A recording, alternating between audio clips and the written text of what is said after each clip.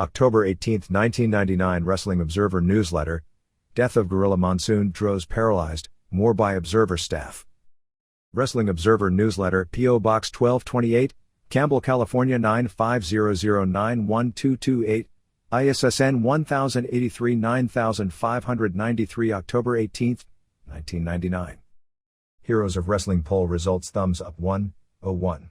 2% thumbs down 85, 98.8%, in the middle 0, 0%.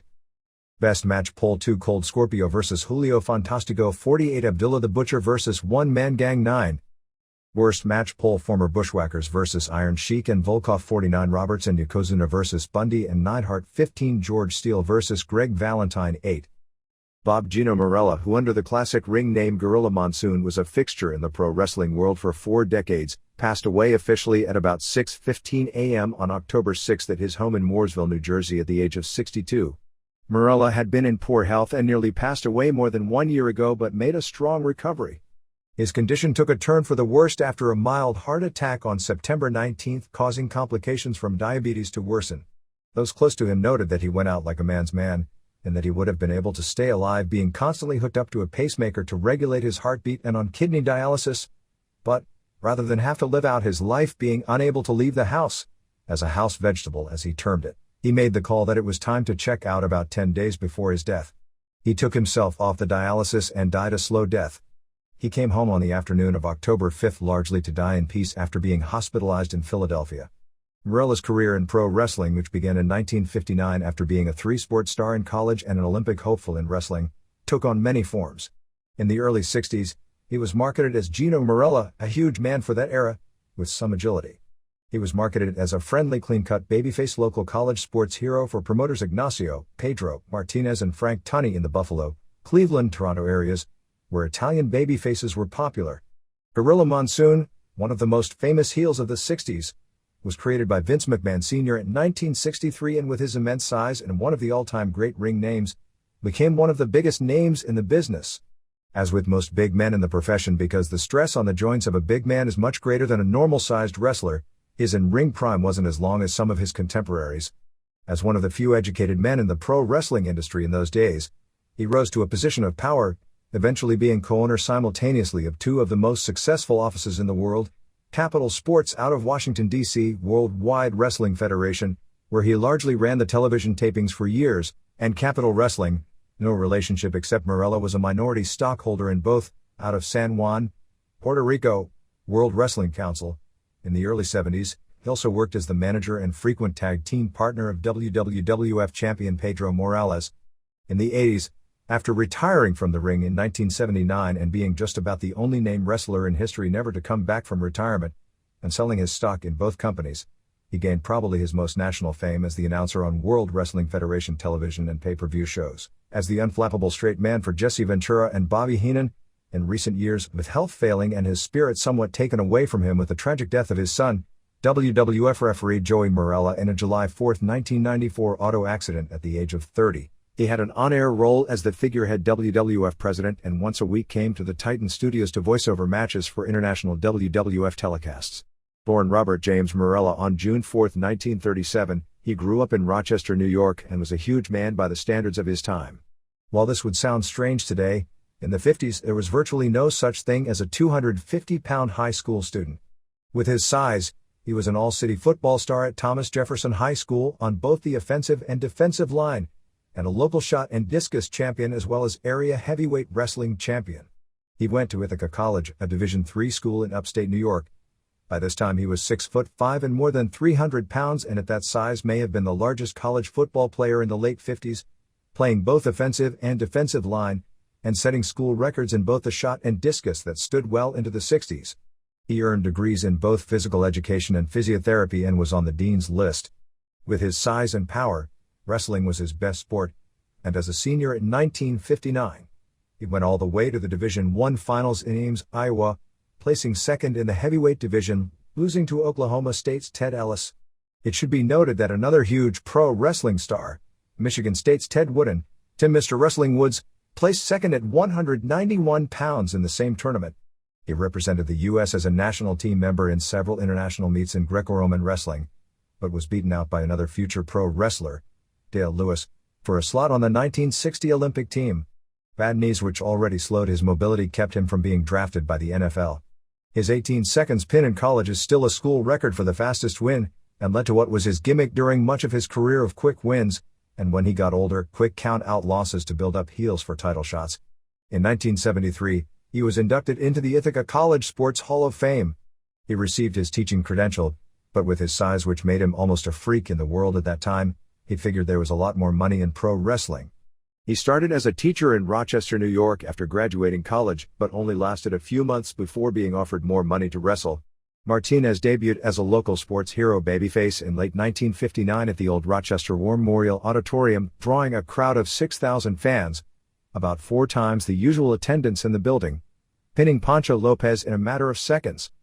His background as a legit athlete and more so his huge size, as 300-pounders who weren't obese in those days could be counted on the fingers of one hand, kept him high on cards in his days as the babyface Gino Morella, wrestling mostly in cities like Rochester, Buffalo, Cleveland for Martinez and in Ontario for Frank Tunney.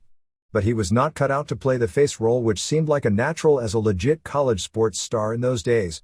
He was too big and powerful to sell believably to the wrestlers of that era, so he was limited to doing short matches which had no drama, and going into cities week after week doing 1-minute squashes gets old as well.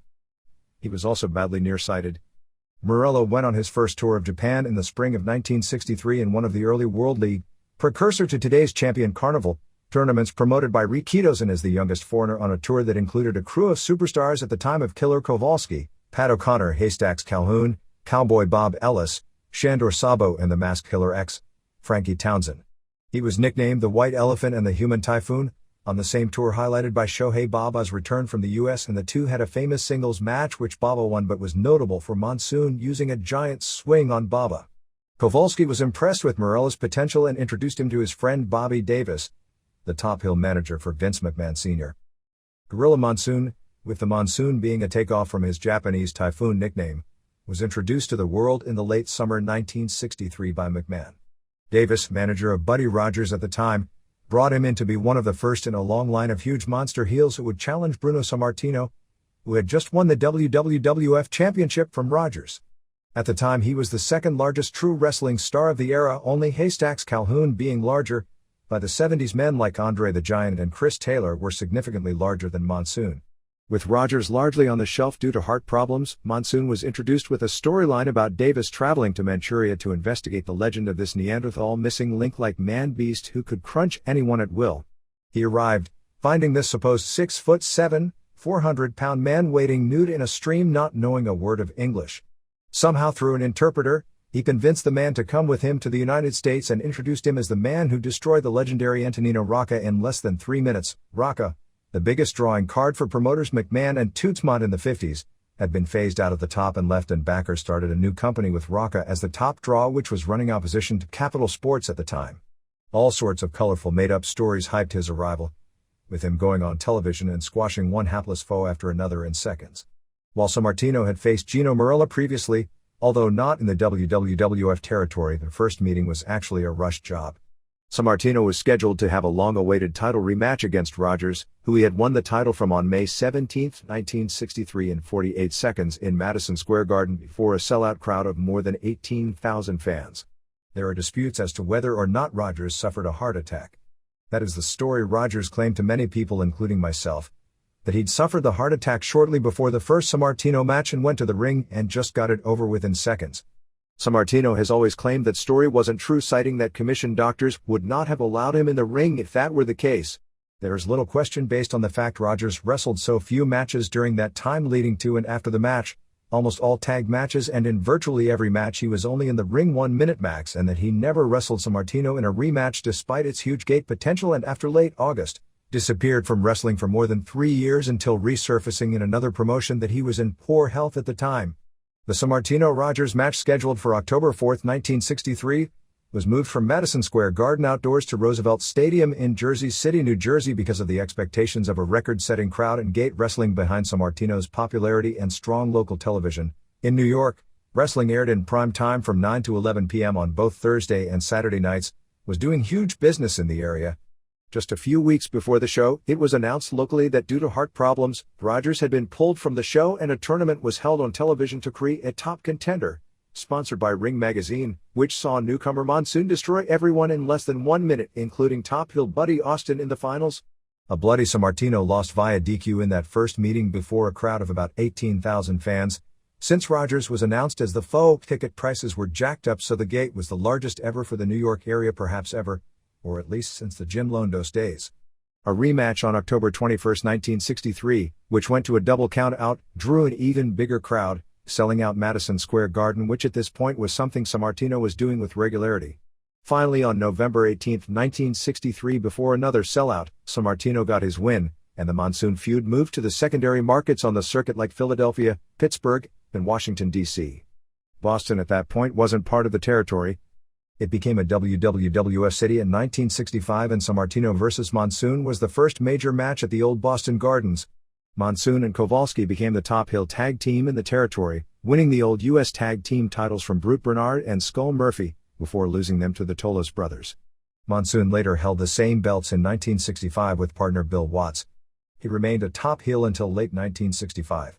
He went back to Japan in September 1966 as Gorilla Monsoon, the top heel on the tour, drawing sellout crowds in Sapporo and Sendai for international heavyweight title matches with Baba, losing the first via count out and the second via pinfall, although the first fall in the 2 out of 3 falls match in their second meeting was via DQ, and teamed with Huge George Man Mountain Cannon as an 800-pound tag team to lose to Baba and Michiaki Yoshimura in an all-Asian tag team title match. He toured Japan twice more, once in 1969 in the World League tournament, and came back in 1972 for the World League, where he went to the finals in a tournament that included such foreign names as Abdullah the Butcher, Jos LeDuc, Dick Murdoch and Jose Lothario, on May 12 in Tokyo, losing to Baba with a Boston Crab submission in the third fall. Said to be a talented singer, while on that tour, he crooned at Shohei and Motoko Baba's wedding. After the death of Joe Toots Mondt, who was McMahon's partner in Capital Sports, manager and former wrestling great Wild Red Berry and Phil Zacco, the Philadelphia promoter, were given the option of each buying 25% of Mondt's 50% of Capital Sports. Berry declined and the offer went to Morella, although McMahon made some maneuverings to where he maintained 50% but got Arnold Skolin, his most trusted ally in the company, in for 10%, and Zacco and Morella each owned 20%. In later years, Willie Gilzenberg, a Northeast boxing promoter who was the figurehead president of the WWF during the 70s, also owned a piece. Monsoon, this time managed by Berry, returned in 1967 for another 3-match series with Sammartino. The first meeting on February 27, which Monsoon won via count out, drew a sellout. The second meeting, on March 27, drew another sellout, going to the 11 p.m. curfew draw. Legend has this match as going 90 minutes, although they used to heavily shade time in those days and exaggerate the time of long matches. There is no reliable source as to how long it was, other than it definitely was less than 60 minutes. The third meeting, on May 15, which Sammartino won in a Texas death match, drew just shy of capacity, largely blamed on the fact that in the draw match, Sammartino had Monsoon down for a 2 count when the bell rang and the fans hated the finish. Monsoon then became a headline tag team with Toru Tanaka before making his face turn in late 1969. Sammartino was wrestling in a television match and was being double-teamed by 2 heels when, surprisingly, Monsoon made the save. Subsequently, Monsoon was wrestling and after a run-in was being double-teamed, and Sammartino saved him, saying he owed him a favor. Although I don't have records of this, it is likely the heels were Tanaka and Mitsu Arakawa, and they became a frequent tag team. Monsoon's role at this point was to often lose singles matches, almost always via count out as opposed to pinfall, to wrestlers being built up for matches against Sammartino, and later Pedro Morales. While the Monsoon of the 60s couldn't speak a word of English, the Monsoon of the 70s was a very literate, well-spoken interview. When Morales was champion from 1971 through 73, Monsoon was used as his manager, to give interviews in English, often team with him, and be attacked by heels to set up grudge opponents for the champion. His Manchurian background was totally forgotten, and he became the 400-pound New Jersey giant from Willingboro, where he lived until just recently moving to Mooresville, although his physique changed noticeably, and he slowed in the ring greatly from his prime. If he worked undercard matches against wrestlers not being groomed for a title shot, they were generally very short squash wins. While McMahon Sr. handled the booking, Morella was his top assistant, and on occasion, was his policeman, the man to physically handle any problems with the other wrestlers. The McMahon Sr. booking was usually simple. The cards were headlined by title matches, with revolving heels brought in against a face champion. The heels would get either 1, 2 or 3 title shots against the champion in all the major arenas, based generally on how well tickets moved. McMahon would book the top 2 or 3 matches on the show and Morella would fill out the undercards. Unlike today's week-to-week booking, in those days, Senior and Morella generally had the main events in the big arenas tentatively booked 10 months to 1 year out. In 1974, Carlos Colon, Victor Jovica and Victor Quiñones started Capital Wrestling in Puerto Rico, and in the early days behind Colon as the top draw, were on fire, including one period of 13 straight sellouts at 30,000-seat Bayamon Stadium in the infancy of the promotion. With the kind of money available, headliners could earn $3,000 to $5,000 working a weekend, and the climate was awesome in the winter for people living their lives in the Northeast. Even though he had slowed from his prime, Monsoon came in to reprise his role as a heel against the much smaller natives. He came in almost every other weekend for a few years, and also worked headline matches as a heel against the likes of Andre the Giant Bruno Sammartino, who did a rare job for Monsoon on July 22, 1978 in San Juan, losing the WWC North American Heavyweight title, and even Bob Backlund. Eventually Jovica's brother sold his stock and Morella owned 10% of the office for many years. With Morella involved, he was the liaison for WWF talent. As every big star from the WWF in those days, he booked into Puerto Rico in those days for the big money weekends. Quiñones and Monsoon became close during that period and they had basically a father-slash-son relationship. Monsoon's most famous angle, however, came in June of 1976, when he was long past his prime as a headliner, and it's not even clear as to why it happened because it built up to nothing involving him. Muhammad Ali was hyping a mixed match against Antonio Inoki, which was promoted as similar to the biggest boxing matches of the time, as a closed-circuit spectacular. Ali came to a WWF taping in Allentown, Pennsylvania to shoot an angle which eventually appeared on TV sportscasts throughout the country and nearly every wrestling television show in the U.S. Monsoon, who virtually never wrestled on TV by this point because he had already made his name and was more valuable backstage, was wrestling his longtime friend Baron Miguel Scicluna. After a few seconds, Ali, introduced before the match, hit the ring and threw jabs at Monsoon. Perhaps because Monsoon was such a huge man, he dwarfed Ali, who at the time was considered a large, agile athlete. They used him to get the idea that wrestlers were bigger and tougher than the most famous fighter in the world. Ali circled and jabbed, and Monsoon picked him up in an airplane spin, with Ali making facial expressions that would make Steve Regal proud and gently placing him on the mat, with Ali doing a great job of selling, particularly for someone who had never done pro wrestling. Monsoon condescendingly said that while Ali may be great as a boxer, he'd be nothing in a fight with a wrestler, saying he could have grabbed any hold at will and broken any bone in Ali's body, debuting his phrase that he used on television throughout the 80s, "He doesn't know a wristlock from a wristwatch." For the public, it was felt that nobody knew Inoki, and at that time, nobody believed a wrestler could beat a boxer, let alone Ali, who was the ultimate boxing legend of the generation. Kind of hilarious in hindsight, so they needed to do an angle showing Ali selling big for a wrestler to put the result in doubt to the public. Later Ali did other angles where he KO'd lesser-known wrestlers on ABC's Wide World of Sports from Chicago, narrated by Howard Cosell, who made the famous call, "In all this nonsense, there is a chance that Ali could get hurt." In the 70s and early 80s, he ran backstage at television.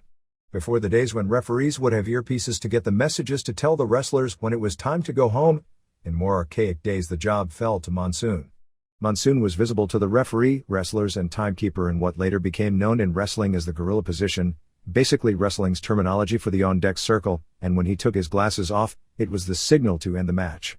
He got his final run of singles main events challenging and putting over superstar Billy Graham at most of the major arenas when he was WWF champion in 1977. In 1979, he announced if he lost a match in Philadelphia, that he would retire, and lost that match and never wrestled again. He also wrote a column for a Philadelphia newspaper, and perhaps his most noteworthy column came a few years later when he wrote the obituary for Graham's death of cancer. Of course, Graham was still alive at the time. Even when Monsoon got the word Graham was alive, he never wrote a retraction.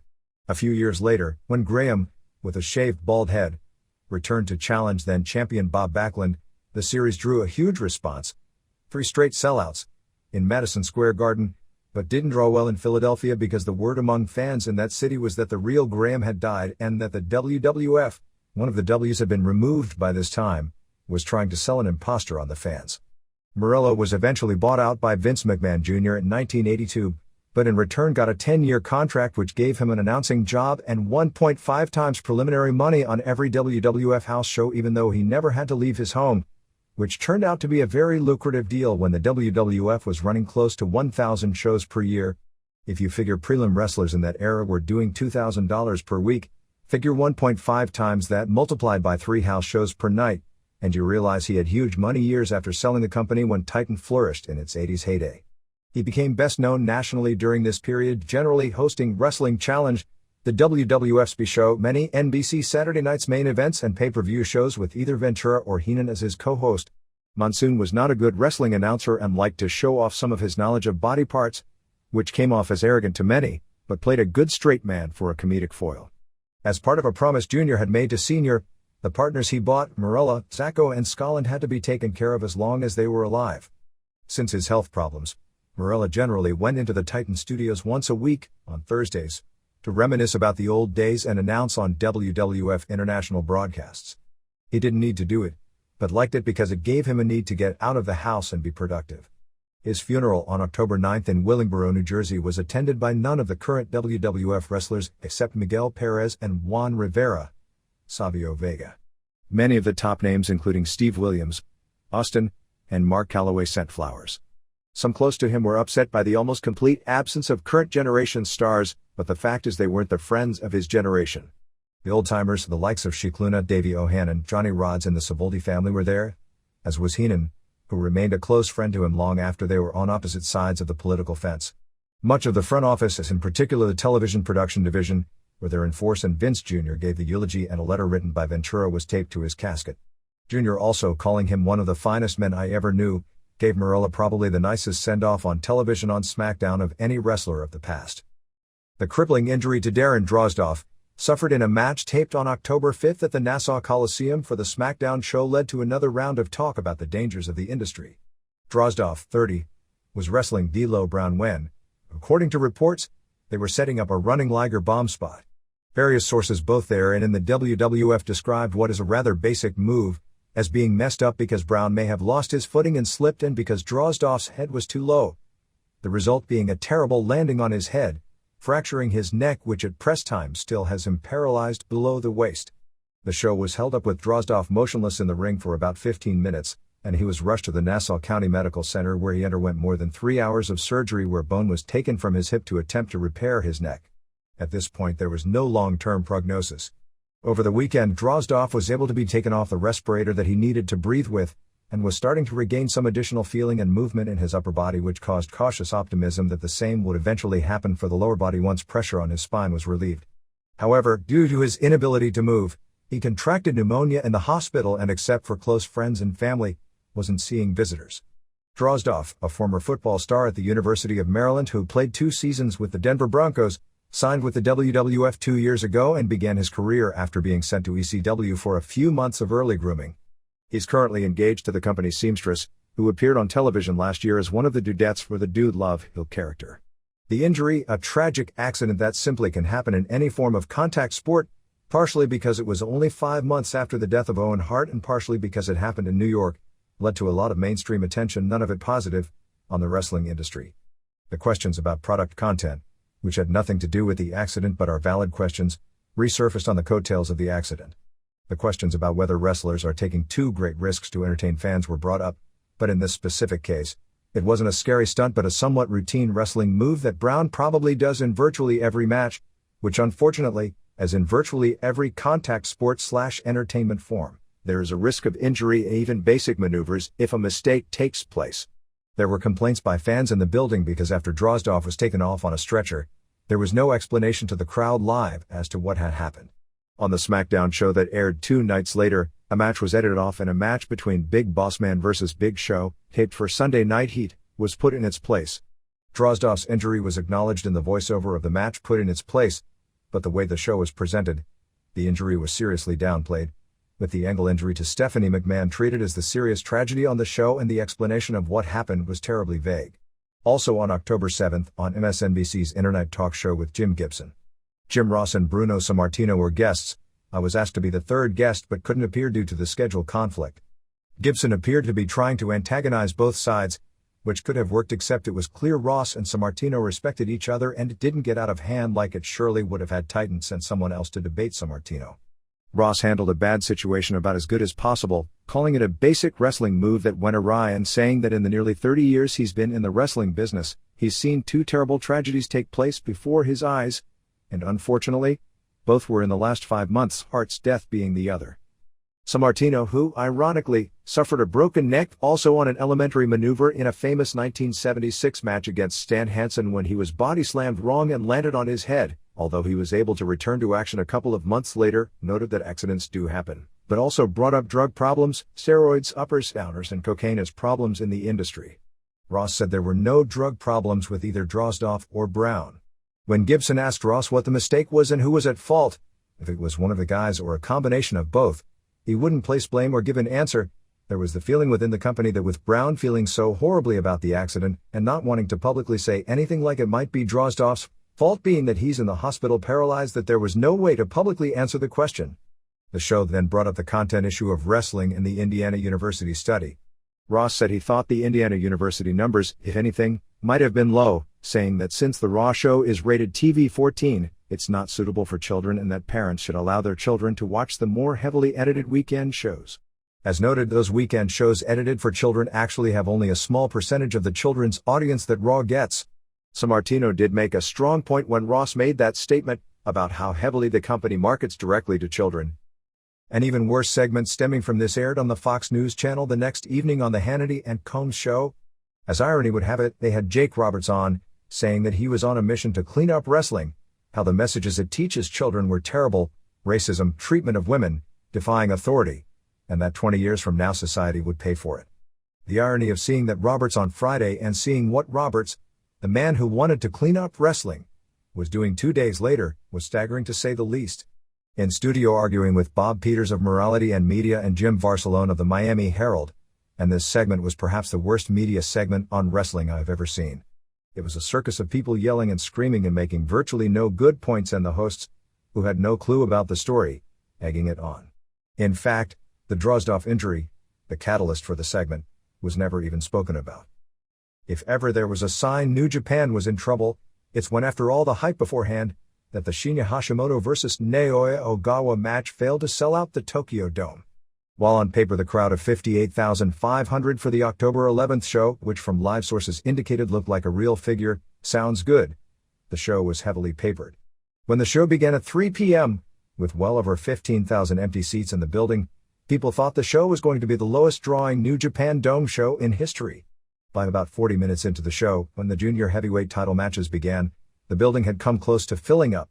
It was part of a 3-day National Sports Day holiday weekend, so being on a Monday afternoon shouldn't have affected attendance, although there were a lot of competing sporting events and a lot of people did take vacations. Part of the problem, besides coming on the heels of a terrible main event on the previous big show, is the same problem with rings. The more this looks like sport to today's audience, whether it be Japan or the US, as the audiences are still different, but not as different as they've been in the past, the less marketable it becomes as compared with outrageous entertainment. Reports are that the matches themselves on the show, which lasted 4 hours, the top matches air on October 16th on a 90-minute TV Asahi show, were generally good, and it was a huge improvement on the Jingu Stadium disaster on August 28th. Because there was so much publicity coming out of the first Hashimoto-Ogawa match, the match drew tremendous coverage after the fact, including front-page coverage in many sports sections, and was also covered as a major news story on the TV Asahi network newscast both late Monday night and on Tuesday. Fans heavily booed the strange main event finish, booked to look like a shoot and build for a rematch, and thought the fact the match itself was so one-sided in Ogawa's favor again was strange, but were said to have overall liked the show a lot. In changes made the week prior to the show, the Hashimoto-Ogawa match was moved to the main event position on the card. Tatsumi Fujinami was named referee and Antonio Inoki introduced the match and was in the corner. However, it was Inoki who got in the ring to stop the match and rule Ogawa as the winner, with Hashimoto again taking a beating in a match worked to look like a shoot. It was also announced a few days before the show that it would be an NWA World Heavyweight title match and that Fujinami would ref instead of Inoki, who turned the spot down.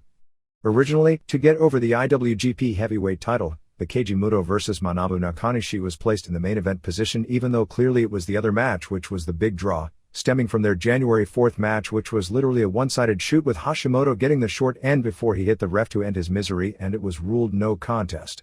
Apparently, the NWA title process went something like this. At the NWA anniversary show where Inoki was named to head international expansion, he got the necessary votes that Hashimoto could win the title. However, New Japan had no interest in the title. Inoki felt because of his position in the NWA and in grooming Ogawa for superstardom, to have Ogawa in such a huge match and have the title not be a part of it would hurt the value of the title in Japan, and convinced New Japan to allow the title to be part of the match. It was announced as a title match at a press conference on October 8, which saw an angle where Hashimoto stabbed the desk with a pen and then threw the desk at Ogawa before walking off. Fujinami slapped Hashimoto in the face just before he walked off for his insubordinate public behavior while Ogawa wanted to go after him. Given that Hashimoto has lost his two key Big Show singles matches to Genichiro Tenryu and Masahiro Chono since his comeback, plus gone 2-3 in the IWGP tournament and didn't reach the finals in the tag team tournament, it was figured he desperately needed the win and would get it. Those who work New Japan have noticed that Hashimoto means far less now than ever before, as his performance against Ogawa killed his tough guy rep to begin with, and then in his comeback he didn't get his heat back. Apparently the decision-making process for Ogawa to win stemmed from the idea that New Japan had nothing hot on the horizon for the January 4th Dome show and felt they needed a third match. Apparently that's also why Tenryu beat Kensuke Sasaki on the show, to set up a lengthier program between the two, including possibly a rematch on the next Dome. 1. Hiroyoshi Tenzan, Kim Kill-choi, pinned Tatsutoshi Goto in 10-13 after a diving headbutt. This was said to be a fair opener at best. 2. Kazuyuki Fujita beat Sean McCulley, who once fought in the World Combat Championships pay-per-view in the US and of late has worked for the UFO promotion, in 235 with a Shamrock ankle lock submission in a match said to be good for what it was. 3. Tatsuhito Takaiwa and Shinjiro Otani retained the IWGP Junior Tag Team titles, beating Koji Kanemoto and Minoru Tanaka in 1832 when Otani pinned Kanemoto after the Spider Bomb, Spinning Liger Bomb. This was said to have been the best match on the card. Tanaka looked great with all his transition spots into armbars and near submissions. 4. Jushin Liger Keiichi Yamada captured the IWGP Junior title for the record-breaking 10th time, pinning Kendo Kashin Tokumitsu Ishizawa in 1608 after a brainbuster. This was said to have been a very good match as well. 5. Tatsumi Fujinami and Shiro Koshinaka beat Takashi Iizuka, Takayuki Iizuka, and Osamu Kido in 9:31 when Koshinaka pinned Iizuka after a powerbomb. When these guys came out after Liger had just wrestled, fans considered this as intermission and fans left for the concession stand. No heat and not much of a match. Even in Japan, where there is more of a tradition of respecting legends from the past, fans aren't into seeing the older wrestlers in slower old-style matches anymore. 6. Kimo Leopoldo made his New Japan debut beating Yuji Nagata in 3:54 with a choke. They worked the match to look like a UFC fight, so it was good for what it was, since Nagata is probably the best wrestler in the company at carrying a green guy in this kind of a match. It should make Kimo into something of a foreign star since Nagata has credibility. 7. Don Frye and Masahiro Chono beat Satoshi Kojima and Scott Norton in 1701 when Chono made Kojima submit to the STF. Chono, who is limited by his bad neck, really couldn't do much but punch or kick. They did a big storyline tease spot where Frye accidentally punched Chono. They are doing a slow build to an eventual split of Team 2000. Said to be good. 8. Genichiro Shimade pinned Kensuke Sasaki in 1449 in their first ever singles match when Tenryu used a Northern Lights bomb, which is the move created by Sasaki's wife Akira Hokuto, which Sasaki later used as his own finisher. Same move as Al Snow's snowplow on Sasaki for the pin. This was said to be surprisingly good and one of the 3 best matches on the show. 9. Keijimuro retained the IWGP Heavyweight title, beating Manabu Nakanishi in 20 minutes to avenge his loss to Nakanishi in the G1 tournament finals. Now this makes the tag team tournament final result even more baffling. Nakanishi, who people still don't take seriously as a top guy even with the G1 win, already tapped out to Muto in the finals of the tag team tournament. Nakanishi got the torture rack on Muto on 8 different occasions during the match, but Muto always escaped. On the final one, Muto rolled off his shoulder and got the armbar for the submission via ref stoppage. Nakanishi looked terrible, but Muto apparently did a good job of carrying things. 10. Ogawa retained the NWA Heavyweight title, beating Hashimoto in 13:10. It was a one-sided match with Ogawa dominating. He delivered leg kicks, got the mount position and began punching away. Fujinami as ref tried to stop Ogawa from punching, but he continued. Hashimoto came back with a flurry of punches and later delivered 2 back suplexes. Eventually, after taking more of a beating, Hashimoto took the gloves off his hands and began throwing barehanded blows. Ogawa finally hit his STO, a judo whip, and began punching and kicking at Will when Inoki jumped into the ring and slapped Ogawa and told him to stop because this is a sporting event, and Hashimoto was down laid out on his stomach after kicks and Inoki signaled for the bell. This was done to get over it was a shoot, which it wasn't, because in the famous Andre the Giant vs. Akira Maeda match in 1986, which wasn't a shoot either but was completely out of control by the finish, Inoki had jumped into the ring to stop it from getting out of hand. Fans booed the finish since Inoki wasn't the ref and there was no pin or submission ending in what was the most hyped match of the year. Fujinami claimed that he wanted the match to end with a clean finish and that's why he didn't stop the match. I guess it was the finish they thought would work best for building up a third meeting. The match was said to be exciting but the finish was flat. Jerry Lawler didn't shock the world. The second attempt in a one-year period of a man who gained national fame as a heel color commentator on WWF broadcasts to win major elected office didn't have the same result as the first. Lawler, who turns 50 next month, finished in third place in a crowded mayoral race in his home city of Memphis, garnering a total of 19,000 votes or about 12% of the total, while behind the 75,000 votes picked up by incumbent and eventual winner Willie Harrington, who picked up 45%, and Joe Ford finished with 41,000 votes for 25%. Lawler still finished ahead of more than a dozen other candidates in the race. Lawler thought, because in the years he headlined wrestling matches in Memphis, he was cheered as heavily by blacks as whites. His popularity with blacks in the early 80s was such that racists used to refer to blacks in Memphis as Lawler's cousins, that he'd be the only candidate whose appeal would cross racial lines, but that didn't turn out to be the case as he only received 1% of the black vote as opposed to 19% of the white vote.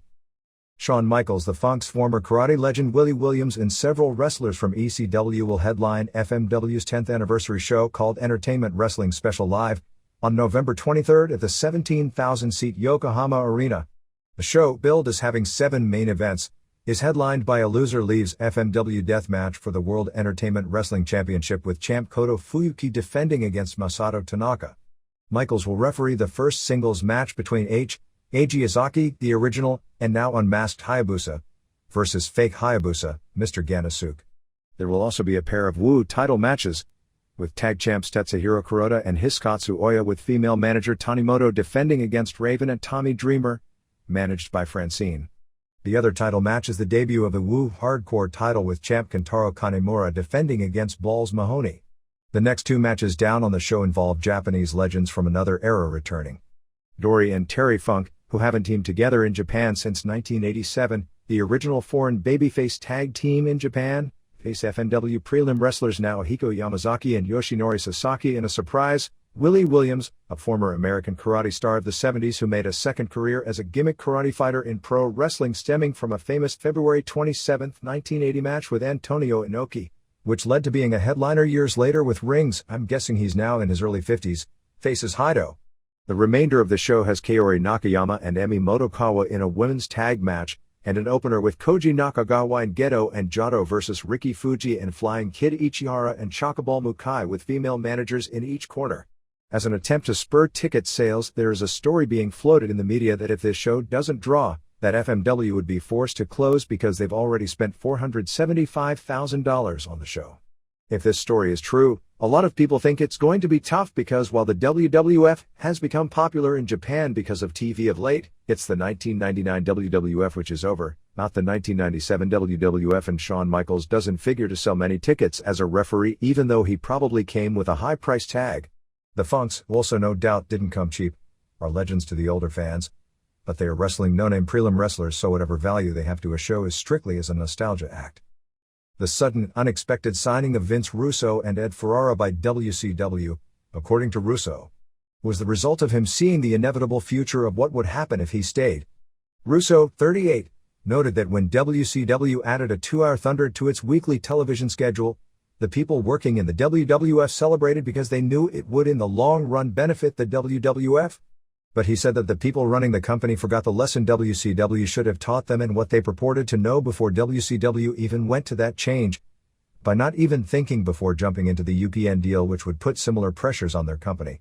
Russo said he recognized after the very first week on the new schedule that he needed to get out, Because unlike writing a television show or producing for a sports franchise, wrestling has no downtime and no off-season to recuperate. While his leaving came as a total shock to everyone in hindsight, looking at his final column in the Raw magazine should have foretold the story where he wrote virtually nothing about wrestling and talked about being mentally exhausted, saying his mind had taken the same beating as Mick Foley's body and talked about how little time he was spending with his family. The split took several weeks to finally materialize, with the final blow being after 6 weeks into the new schedule when he went to Vince McMahon and asked for a raise to roughly double what he had been making, which would have put his salary well above most if not all of the vice presidents in the company, and he didn't have such a title, the ability to relocate himself and his family out of Connecticut, and wanted a 15-month contract to give him some stability. Employees of the company who don't have on-air roles generally speaking aren't under contract in the WWF. Russo's claimed that despite its protests to the contrary, the problem was the WWF was still a wrestling company and not a television company, noting that unlike any other job in television, if a writer is being given a second show to write, he'd be compensated for it with an entirely new deal for the second show.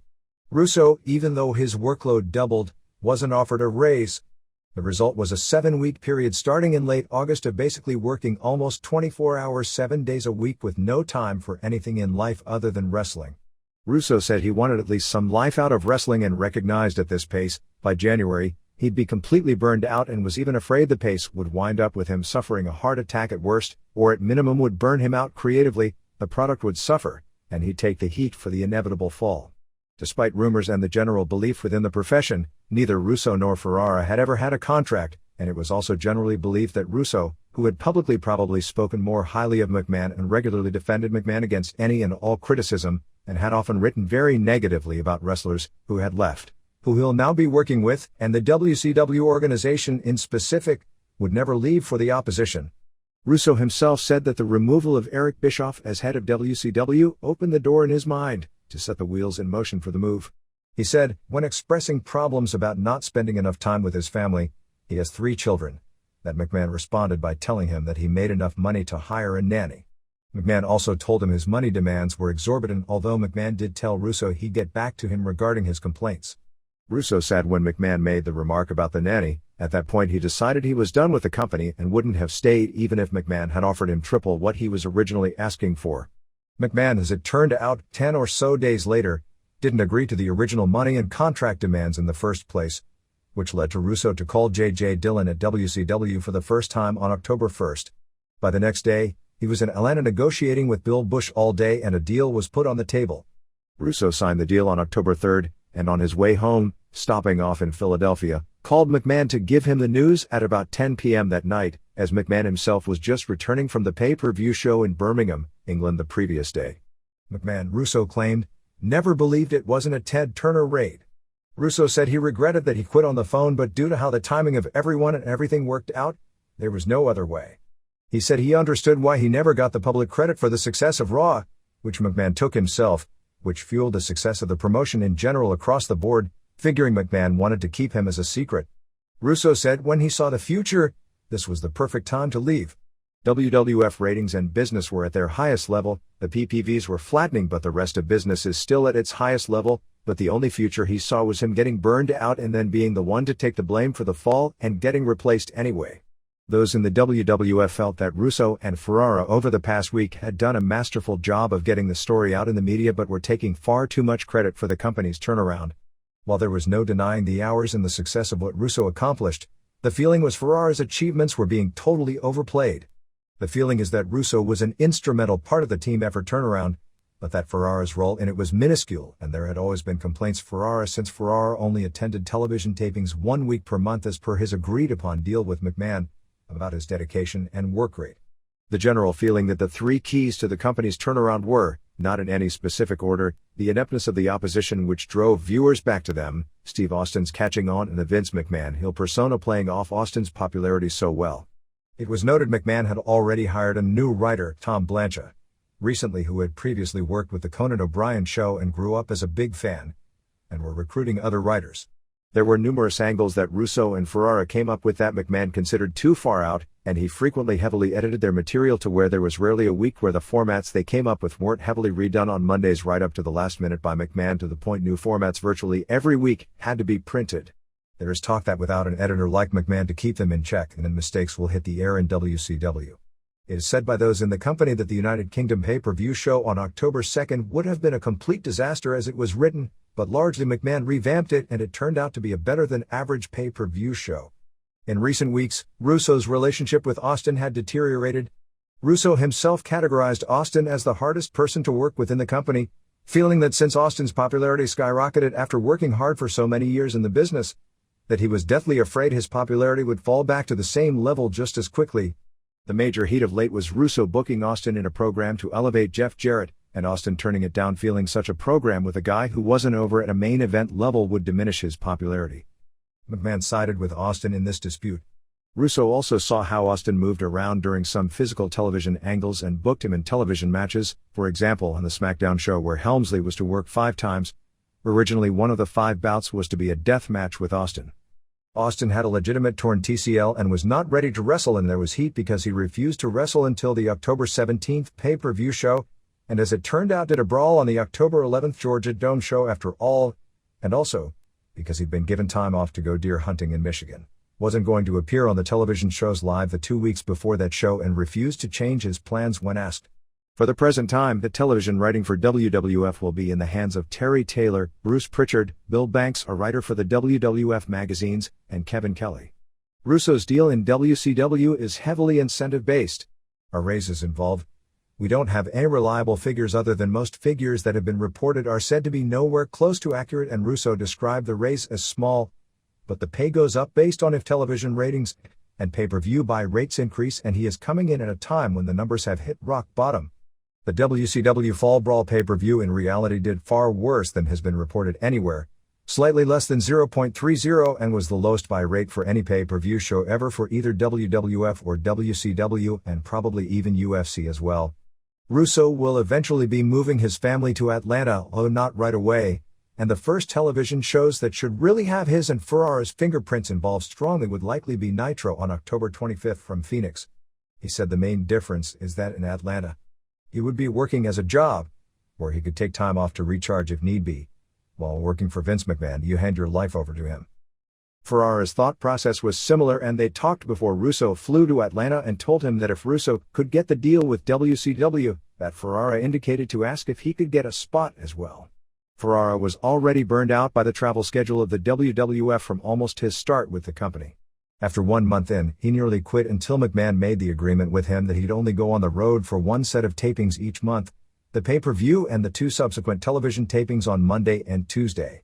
Russo in interviews this past week indicated he'd work to elevate Chris Benoit, Buff Bagwell, Ernest Miller, Billy Kidman and Eddie Guerrero. In other interviews he's also mentioned Disco Inferno in that category, among others. His job gives him authority over writing television and putting together storylines. Management, before Russo was even in the picture, had already decided to phase Hulk Hogan out as the focal point of the company and replace him with Bill Goldberg, a change Russo also agreed with, stating he thinks Goldberg could be the biggest thing in wrestling but has never been pushed correctly. A lot has been made of where Hogan will stand out of all this, and even friends of his indicate they don't think he'll be long for the company if he's phased to a mid-card level. Hogan is the only wrestler who has creative control, i.e. the ability to veto any idea presented to him, specifically written into his contract. The plans were for Halloween Havoc to be Hogan's final pay-per-view main event, as the November 21st Mayhem in Toronto was to be headlined by Sting vs. Bret Hart for the title, which is why WCW management felt it wasn't the right time for Hart to lose to Benoit, although Russo, when the subject was brought up, seemed to agree with the idea that Benoit winning would have been a better finish because it would have surprised almost everyone under the circumstances. My thoughts on why it would have been better weren't so much the surprise factor but because it would have elevated Benoit, and in a roundabout way Hart and Starrcade would have Goldberg challenged the winner of that match for the title. All plans that were on the table are now out the window, and the feeling from those within the booking committee is that, despite the critical success of the October 4th show which was booked before Russo had signed, that since that point Kevin Nash is booking with a lame duck perspective. Russo is now in charge of the finishes for the October 24th Havoc, which will lead to his first television show on October 25th. He's already changed the company's plans as it relates to the pay-per-view main events for the rest of the year. There were numerous reports of Hogan giving notice, and it was generally believed even within the company the reports were true. Those in the company closest to Hogan deny them, and whether they are technically true or not, the word appears to have been leaked out for an internet angle. They started an angle, yes, this interview was a complete angle, to work the boys and the internet on the October 11th Nitro where Hogan looked pissed off. Gene Okerlund fed into the rumors without saying what they were and Hogan didn't answer the question that wasn't asked. Hogan, after his interview, stormed out of the building in front of everyone, as luck would have it, came upon Bob Ryder just before leaving, who to his credit according to those who talked with him questioned whether this was a setup or not since they regularly done so with both he and Mark Madden to get fake inside stories out, and told him he'd given notice, was fed up and that this might be his last television taping. To the other 95% of the television audience that had no idea about the stories of Hogan leaving, they must have had no clue as to what was going on with that interview. Hogan finished the interview saying that for all the boys in the back laughing, it had become no secret that 80% of the wrestlers in the company wanted Hogan to be gone, that come havoc, he'd have the last laugh on all of them. Russo on the WCW Internet Talk Show played into the angle hinting that Hogan was uncooperative. This is scheduled to lead to a work-shoot angle of the Brian Pillman variety continuing, so Hogan's behind-the-scenes story will be the main item of insider gossip, and keep his name fresh. He noted a philosophy of putting on a show that doesn't give a viewer a chance to use their clicker. Mostly short matches, rarely a match over 7 minutes, and a bing bing bing style where no rest holds are used longer than 15 seconds. The show will be more soap opera oriented, the obvious WCW weakness, and he'd attempt to get Turner management and broadcast standards to allow him more latitude in the type of sleazy-based angles that turn the WWF's ratings around. He has spoken in the very recent past of his belief that Mexican wrestlers, particularly those who don't speak English well, and Japanese wrestlers would never get over to mainstream wrestling fans. Ironically, the October 4th Nitro was considered by many the best episode of the show perhaps all year, and it was also the lowest rated. The upside of the show was not the storylines, but because 3 matches. Rey Mysterio Jr. vs. Dean Malenko, Billy Kidman vs. Juventud Guerrera and especially Benoit vs. Bret Hart were given ample time to put together great matches, all of which were far longer than Russo's general philosophy on how much time wrestlers should be out there, and 2 of which involved Mexican-oriented talent. Mysterio Jr. is technically Mexican in heritage, and his first stardom in wrestling was in Mexico but grew up in the United States, being given time to shine. He's also been very vociferous and controversial, with his views that kids today are exposed to so much and are so much smarter and more sophisticated than kids of the same age years ago that the WWF product was suitable for young children, a philosophy that WWF as a corporation, as espoused publicly by both Vince McMahon and Jim Ross of late, publicly wouldn't even go that far with. Kidman vs. Guerrera was a ratings flop, while the Hart-Benoit match did increase its audience throughout for a match many over the past week have tabbed as the best American match this year. I'll reserve comment on that until seeing the unedited version of the match without commercial breaks, as I'm told the match comes across significantly better viewed under those conditions, but there's no denying it was one of the most, if not the most memorable American matches of the year, but it also started out at a very low level and was beaten better than 2-1 by its competition. He indicated a need for Nitro to move to 2 hours, which he hoped would be 9 to 11 p.m., head up with Raw, vacating the first hour which Nitro usually does its best numbers in. He wanted Nitro to change to a TV-14 label from TV PG and with that rating, allow more Tanda, and spoke of wanting to recruit more women to play roles. He also wanted Thunder cut back to 1 hour and was up in the air regarding the Saturday night show, figuring it could be used as a way to expose younger wrestlers and give them time to learn how to cut interviews. Neither change has been approved at this point, although there is a current plan to move Thunder in January to Wednesday nights, and for the shows to be taped weekly as opposed to bi-weekly, 1 day ahead of time, so the stars that appear at Nitro would be kept on the road another day for Thunder rather than go home and make Thunder a secondary show when it came to star power as it's been, and its ratings have suffered greatly, being about half of what they were 1 year ago. Cutting back on television time is a mixed economic bag. If WCW were to this week cut back from 5 primetime hours to 3, is that revenue a prime source of income, particularly with the huge declining pay-per-view buy rates and lesser decline in house show revenue, would at first take an additional 40% hit. With the company already in financial disarray, it would be a short-term disaster and would require a huge increase in ratings over the long haul to make up for the cutback in time. But the current formula is clearly a losing battle, as ratings haven't settled into a low level and in fact are still falling, but for the most part that's also an industry-wide pattern based on overexposure, and it's questionable how much one company voluntarily cutting back will change that industry-wide problem. Of course, if things continue unabated, ultimately the ratings will get to a low enough level, if they aren't already on Thursday. PBS and TNT expect the wrestling shows in prime time to do 3.5 ratings, and Thunder is barely doing half that now, and the only hour which does it is the unopposed first hour of Nitro. to where outside forces at the station would order a cutback anyway. Russo said he constantly stressed the need in the WWF for new talent to fit into the mix when SmackDown started, because they barely had enough talent to fill a 2-hour Raw, and Russo was largely behind getting people with ECW backgrounds like Stevie Richards, Blue Meanie, the Dudleys and Taz to come in, and claimed he strongly pushed for getting Chris Jericho in. After Paul White signed, the recruiting of Jericho, which panned out, and Benoit, which didn't, were the two biggest talent recruitment goals for the company this year.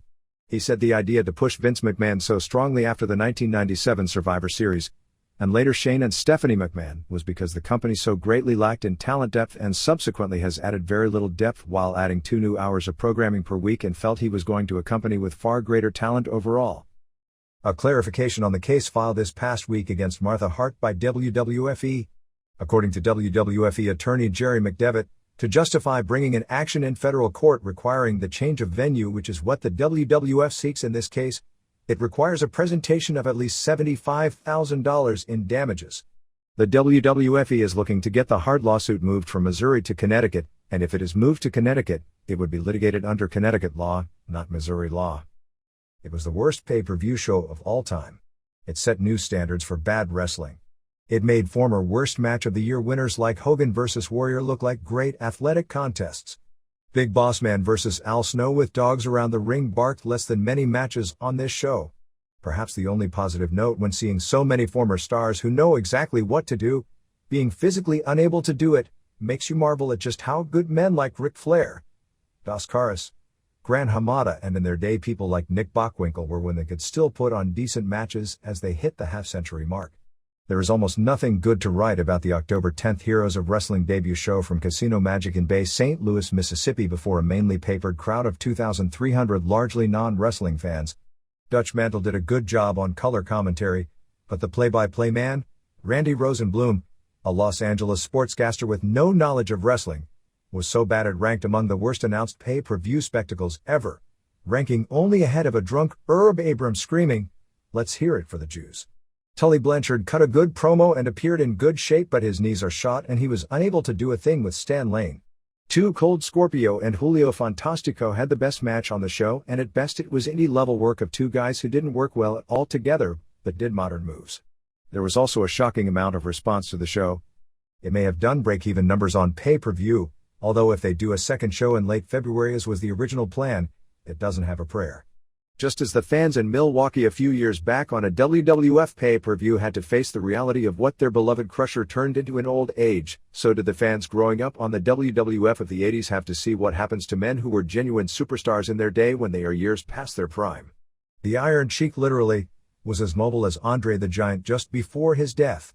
His match with Nikolai Volkov against the Bushwackers was the worst match ever held on pay-per-view. The only match the crowd seemed to get off on, Abdullah the Butcher vs. One Man Gang, was an awful match, with two men who couldn't do a thing but bleed. But they bled so much the crowd loved the match and the producers behind the scenes hated it. And that was the problem. You had one side wanting to put on, not a good show because it was readily apparent due to limitations that wasn't going to happen, but an acceptable thumbs in the middle show. You had another side wanting to see the Iron Sheik's curly-toed boot, Nikolai Volkov sing the Russian national anthem, Jake Roberts pull out his snake, and a nearly senile Lou Albano do a pathetic imitation of what he once was. As a result, it was neither an average wrestling show, or campy entertainment. If there's a lesson to be learned from this, it's that old-timers games are great in baseball when the players are wearing full uniforms. But they are only sad for people like strippers and wrestlers who work in their underwear. Gordon Solie was originally going to announce this show, but he has major health problems that worsened over the past 2 weeks and apparently no longer speak well, and gave the word that he couldn't even fly in for the event to wave to the fans. There was talk of making the announcement about Solie's health so the audience would know why he wasn't there and wish him a recovery, but the promotion nixed the idea. Solie was originally to do color for Rosenblum, even though his forte is play-by-play, but when it became impossible, they went to Ted DiBiase, who had a prior preaching commitment, which is how Mantle wound up in the spot. 1. The Samoan SWAT team, Samula Anoya and Sam Fatu, who was billed as Fatu but is actually the twin brother of the better-known Fatu under WWF contract, beat Marty Jannetty and Tommy Rogers, Thomas Couch, in 10 minutes. Both Paul Adams and Sika, Fatu's father, were in the SSD's corner. Jannetty, now 40, and Rogers, now 38, physically looked better, Jannetty, or as good, Rogers, as they did a decade ago in their glory years. Semu, who could have been one of the all-time greats and is now only 36, looked to be out of shape at about 345 pounds, while his cousin, who also could have been one of the all-time greats, longtime fans will remember the 18-year-old Tonga kid headlining Madison Square Garden against Roddy Piper in 1984, is now only 33, but looks to weigh about 360, all behind him. Rosenblum called Rogers flying drop kicks leg kicks. Semu pinned Rogers after a Mark Mero TKO. 1/2 of 1 star. 2. Greg Valentine, John Wisniewski Jr., pinned George Steele, Jim Myers, in 6:37. Valentine is now 51 while Steele is now 63. Sherry Martel played the aging sensuous Sherry. Actually, I think she's only 2 years older than Deborah but has been through rougher times and obviously hasn't had the money for the same amount of surgery since they actually both started out as beautiful women, doing a skit where Steele had a crush on her and in a pre-match vignette ripped her dress off. But she double-crossed him during the match, giving Valentine a foreign object and eventually hitting Steele with a chair for the pin. Steele's left eyebrow was out of control. Actually, Sherry looked young after seeing Moolah and May. Valentine and Martel then left together. -3 stars. 3. 2 Cold Scorpio, Charles Skaggs, pinned Julio Fantastico, Julio Sanchez, in 9:37. Scorpio came out with a belt and it wasn't acknowledged what the belt was. Lou Albano, who was supposed to come out for commentary in the next match, wandered out before his cue, honestly, and would have ruined the commentary here, except he actually did them a favor, since he taught Rosenblum what a dropkick was. The two didn't work well together but they did modern moves with indie-level work. Albano, who to his credit, did a ton of PR work for the show, spent most of the match kissing up to promoter Bill Stone to build up him being named commissioner. Fantastico took a good bump into the crowd and they brawled in the stands. Scorpio won after 2 somersault leg drops, the final being his tumbleweed, for the pin. The people in the truck cut the match length back 7 minutes because they didn't want any of this athletics and thought it was getting boring because there was no bad shtick. Actually, this was better short. 1 1/4 stars. 4. Bushwackers, Brian Wickens and Robert Miller, beat Iron Sheik, Hossein Khosrau Baziri, and Nikolai Volkov, Josip Peruzovic, in 8:42. The Bushwackers are both in their mid-50s while Sheik is 61 and Volkov is 52. Sheik could barely walk. The heels came out with a manager called Nikita Breshnikov, who is actually Volkov's real-life roommate. Sheik twirled clubs that looked like they weighed about 10 pounds each. This 140-pound guy brought the clubs to the ring. Sheik challenged Hulk Hogan and Bob Backlund. Snow vs. Bossman suddenly looked like Benoit vs. Otani. Volkov hit Sheik with an object and Butch pinned him. Sheik and Volkov teased a split after the match. -459.4 stars.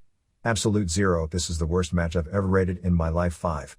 Tully Blanchard pinned Stan Lane, Breck Stansfield Lane, in 7:04. Blanchard did a great promo talking about him being a key member of the Four Horsemen and having great matches while Stan Lane was just a guy who was lucky to have Bobby Eaton as a tag team partner and Jim Cornette as a manager, which is largely how most of the wrestlers viewed Lane in the heyday of that version of the Midnight Express, and how he still hated Jim Herd. Now that was funny. They did an angle before the show where Lane smashed Blanchard's head into a car fender and tried to put him in the trunk. Blanchard actually looked like a wrestler and tried to wrestle like one. Lane brought up being a member of the Fabulous Ones, the Midnight Express and the Heavenly Bodies. This match was pretty bad, but it was campy. Blanchard is now 45 while Lane is 46. Blanchard, except for a lot of hair loss, physically looks better than in his prime. Lane, a pretty boy in his day, looks like an aging gigolo. They kept cutting away to these crowd shots of some largely unattractive women in the crowd not paying any attention to the show. Rosenblum tried to get over how the women were captivated by Lane and how they weren't paying any attention to their dates because of Lane when it was clear that may very well have been the case even 5 years ago, but wouldn't be anymore. Lane used a back suplex spot where both had their shoulders down but Blanchard got his up. That was a great finish in the 70s but it's been years since that finish worked. Dud. 6. Abdullah the Butcher, Larry Shreve, went to a double countout with one-man gang, George Gray, in 7:34. Butcher is either 58 or 63, depending upon which driver's license birthday one chooses to believe. Gang is 39. They talked about Gang being a local favorite in Mississippi, and when he came out, there was zero reaction. Butcher came out with manager Honest John Cheatham. Abby juiced heavily. Gang bled buckets. No action at all but there was a lot of blood. Abdullah used his trusty fork to the forehead, which for some reason looks a lot worse in the context of wrestling today than it did in his heyday. also delivered the world's slowest elbow drop. Gang then rolled out of the ring and it was a double count out. Even though neither guy could do a thing, the fans liked seeing all that blood. -2 1/4 stars. 7. Jimmy Snuka, James Reiher. Pin Bob Orton at 11:46. Snuka is now 56 while Orton is 48. They did a cheesy angle before the match where Orton was trying to cheat Snuka at cards, but Albano found Orton hiding cards and that was the angle. In their day, these guys were really good and they were actually the two men in the corners of Hogan and Mr. T against Paul Orndorff and Roddy Piper at the very first WrestleMania in 1985. Orton was one of the best workers of the late 70s and early 80s and Snuka was the best heavyweight high flyer of his day. That was then. Orton set up a superplex and for all I know he was the guy who actually invented the move in the late 70s. He was definitely the first guy I ever saw do it, but Lou Albano in Snuka's corner held Snuka's ankle so he didn't go over. Orton got a decent amount of heat. Orton went to hit Albano, but hit the turnbuckle again, selling his forearm seriously. They want him to come back wearing the cast, and Snuka pinned him with a Mil Mascara-style crossbody off the top. -1 star. 8. Jim Neidhart and King Kong Bundy Chris Pallies. Eat Jake Roberts. Aurelian Smith Jr. and Yokozuna, Rodney and Noya, in 1634. This was a major league mess. It was billed as Roberts vs. Neidhart and Yokozuna vs. Bundy. The original plan was for Roberts to beat Neidhart clean with the DDT, and then turn the scheduled singles match into a tag, realizing that there isn't much Bundy could do against Yoko on his own.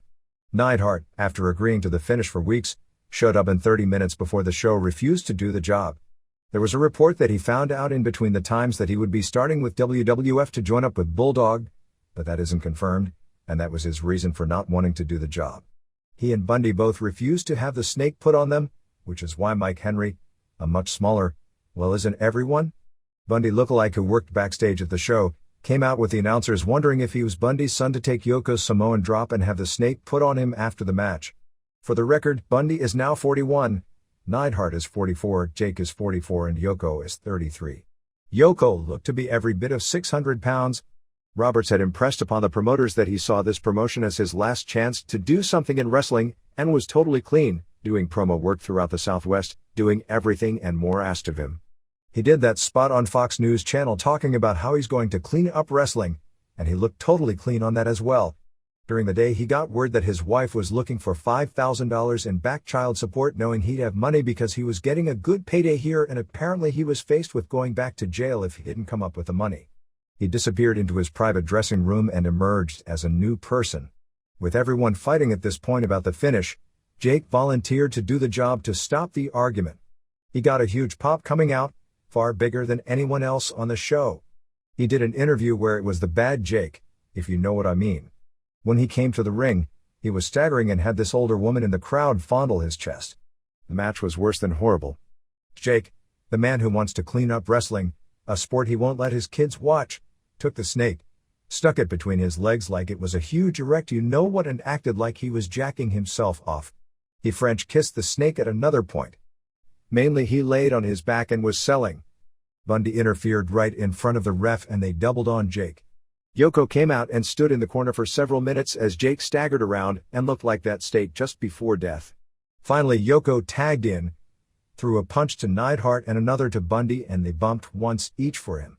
Bundy splashed Jake for the pin. After the match, the cameras went to black. The reason was that Jake put the snake into his trunks and it slithered like, you know what. When the cameras came back on, the snake was on Mike Henry. -3 stars. Due to Columbus Day, the ratings were delayed and we only have sketchy reports. On October 7th, SmackDown drew an impressive 4.4 rating considering the main event was Rock vs. Val Venis, and while we don't have quarter hours, that probably says something about the power of the mud wrestling match, to Thunder's 1.9. The September 30th episode of SmackDown finished number 91 out of 125 prime-time shows, which was still by far the best-rated UPN show of the week. Once again, the show only beat out WB programming as compared with the rest of the Thursday night network programming over the 90 minutes, although did beat Fox's Family Guy in the 9 to 9:30 segment. ECW on October 8th, which was based around bikini shots of Tammy Sytch from WWF and SMW, and her interview bounced back to an 0.93 rating and 1.6 share, which speaks volumes about what people tune in wrestling shows now to see. The share was lower than a lot of the previous episodes, although well up from the low mark last week. because more people than usual were watching Friday night television that night, but the rating brought the show back to the level of viewers that it had on its opening week. The 2-hour roller jam block did in 0.62 rating. The Providence Journal ran a lengthy story this past week on the lawsuit filed on September 28 by Eric Kulas and his parents against ECW Paul Heyman, Todd Gordon, who was co-owner of ECW at the time, Jerome Young, New Jack, the Wonderland racetrack, where the event took place, the city of Revere, Massachusetts, Jamal Mustafa, Devin Hughes, Devon Dudley, and RF Video, which videotaped the event.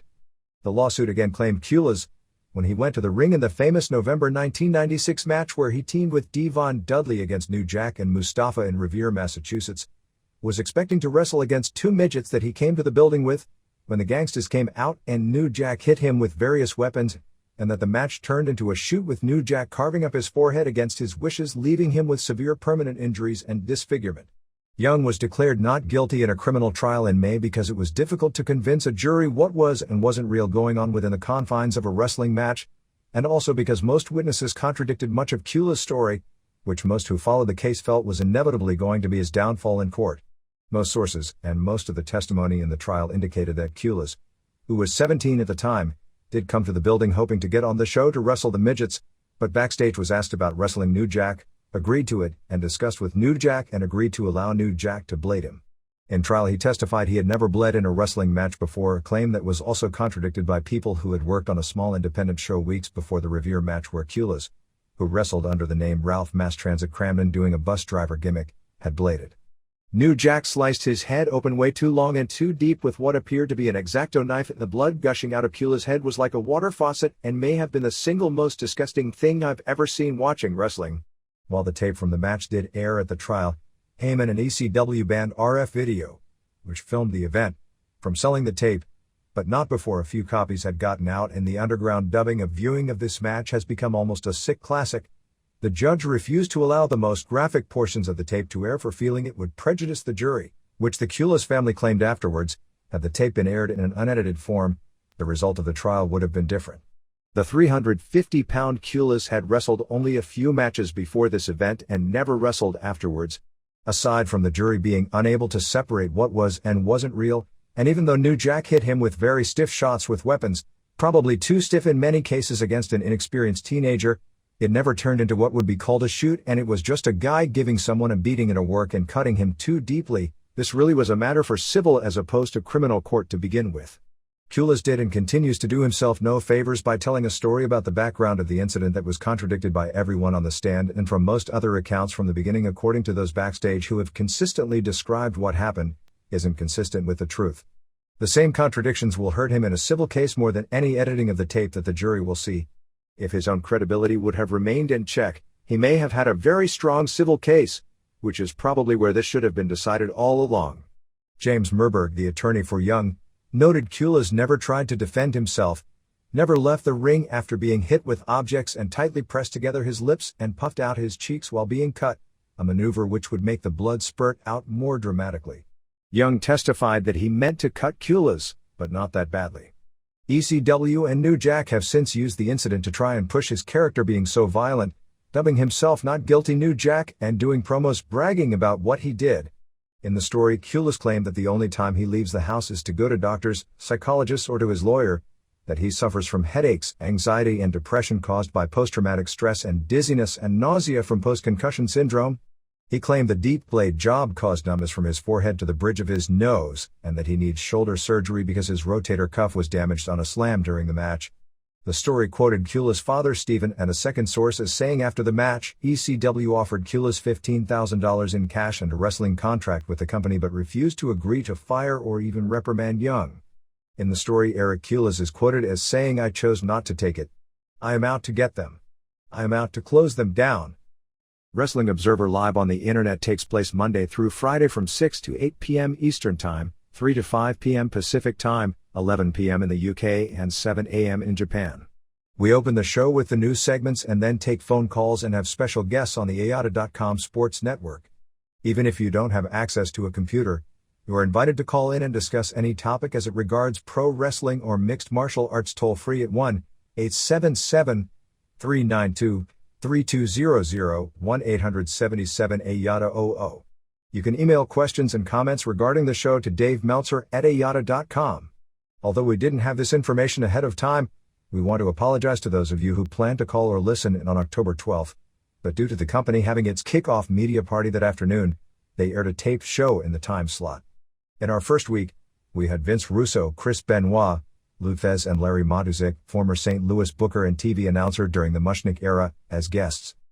Results: October 3rd, Mexico City Arena Coliseo, EMLL, Fierro and Príncipe Negro B. Pegaso and Sombra de Plata, Damien El Guerrero and Guerrero del Futuro B. Filoso and El Acron, Olympus and Mr. Hoy and Solar Dos B. Americo Rocca and El Hijo del Gladiador and Chicago Express DQ, Brazo de Oro and Torero and Starman B. Violencia and Ricky Santana and Black Warrior, Mascara Año 2000 and Universo 2000 and Drive Wagner Jr. B. Ringo Mendoza and T. Nieblas Jr. and Rayo de Jalisco Jr.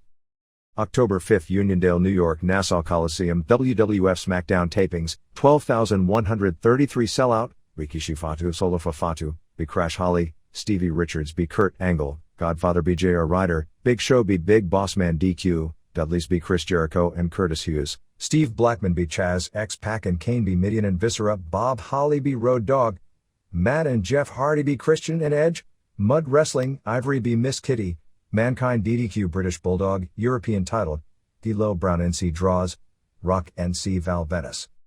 October 5th, Mexico City Arena Coliseo, EMLL, 1,500 Ciclanchito Ramirez and Bracito de Oro B. Firito and Sombrita de Plata, Filoso and Alacron B. Reyes Veloz and El Jeque, Super Cacao and Dr. O'Borman Jr. and Americo Rocca B. Mr. Hoy and Olympus and Tigre Blanco, Valentine Mayo and Violencia and Archangel B. Astro Ray Jr. and Torero and Super Astro, Cien Cars and Mascara Año 2000 and Apollo Dantes and El Satanico B. Gigante Silva and Headhunter A. and T. Nieblas Jr. October 6, San Luis Potosi, AAA TV taping, 6,000 sellout Mini Psicosis and Mini Hysteria B. Mini Abismo Negro and Mini Electro Shock, Reina de Reinas title, Esther Moreno B. Xochitl Hamada to win title, Heavy Metal and Felino and Santella Inca B. Kickboxer and Pentagon and Ku Klux Klan, Abismo Negro and Electro Shock and Sheba and Cuervo B. Cibernetico and Maniaco and Hysteria and AAA Psicosis DQ, Latin Lover and Pero Aguayo Jr. and AAA Mascara Sagrada B. Pirata Morgan and El Texano and The Killer DQ. October 7th, Baton Rouge, Louisiana, ECW 500 Nova 1 3-way over Simon Diamond and Little Guido, Danny During and Roadkill BCW Anderson and Bill Wiles, Rod Price and PN News B. Dot Brothers, Spike Dudley B. Lance Storm, ECW title, Mike Awesome B. Yoshihiro Tajiri, Sabu B. Just Incredible, Tommy Dreamer and Raven and One Man Gang B. Steve Corino and Rhino and Jack Victory. October 8th, Houma, Louisiana, ECW 2,000/ heavily papered, Nova 1 3-way over Simon Diamond and Lil Guido, Just Incredible B. Spike Dudley, ECW title, Mike Awesome B. Rod Price, Tom Marquez NC David Cash, Tommy Dreamer B. Steve Corino, Lance Storm B. Chris Condito, Axel Rotten and Balls Mahoney 1 3-way over CW Anderson and Bill Wiles and Danny During and Roadkill, ECW TV title, Rob Van Dam B. PN News, Sabu B. One Man Gang. October 8th, Mexico City Arena, Mexico, EMNLL TV taping, Super Kendo and Solar Dos B. Moger and Guerrero del Futuro, Iris B. Mano Negra Jr., Brazo de Oro and Pantera and Starman B. Alcon Negro Jr. and Rincor Latino and Karloff Lagarde Jr., Zumbito and Black Warrior and Ultimo Guerrero B. Lismark Sr. and Antifaz del Norte and Astro Ray Jr., Pierroth Jr. and Blue Panther and Forza Guerrera B. Tarzan Boy and Brazo de Plata and Emilio Charles Jr. DQ Viano Trace and Dr. Wagner Jr. and Shocker B. Atlantis and Negro Casas and Mr. Niebla DQ. October 9th, Westwego, Louisiana, ECW 2,000/ heavily papered, Yoshihiro Tajiri 1 3-way over Simon Diamond and Lil Guido, PN News and Rod Price B. Jack and Bodop, Axel Rotten and Balls Mahoney B. CW Anderson and Bill Wiles, Chris Condito NC Nova, ECW title, Mike Awesome B. New Jack, Just Incredible and Lance Storm B. Danny During and Roadkill Jazz B. Jason, Rhino B. David Cash, Sabu B. Rhino, ECW TV title, Rob Van Dam 1 3-way over One Man Gang and Spike Dudley. October 9th, Tokyo Korakuen Hall, All Japan, 2,100 sellout, Yoshinobu Kanamaru B. Masamuchi Marufuji, Masahito Kakihara B. Takeshi Morishima, Satoru Asako and Mitsuo Momota and Rusher Kimura B. Makoto Hashi and Tsuyoshi Kikuchi and Haruka Eigen, Masao Inoue and Tamon Honda D. Monokia Mossman and Johnny Smith, Jinsei Shinzaki and Yoshinari Ogawa and Mitsuharu Misawa beat Giant Kimala Das and Mike Burton and Johnny Ace, Stan Hansen and Gary Albright beat Jun Izumata and Akira Tao, Masa Fuchi and Yoshihiro Takayama and Takao Omori beat Kenta Kobashi and Jun Akiyama and Kentaro Shiga. October 9th Memphis Power Pro TV, Doug Gilbert beat Glenn Kulka, Steve Bradley beat Kip Morris, Ali beat Alan Steele, Kurt Angle beat Mike Tierney, Wolfie D beat Derek King. October 10th Miami WWF, 9558.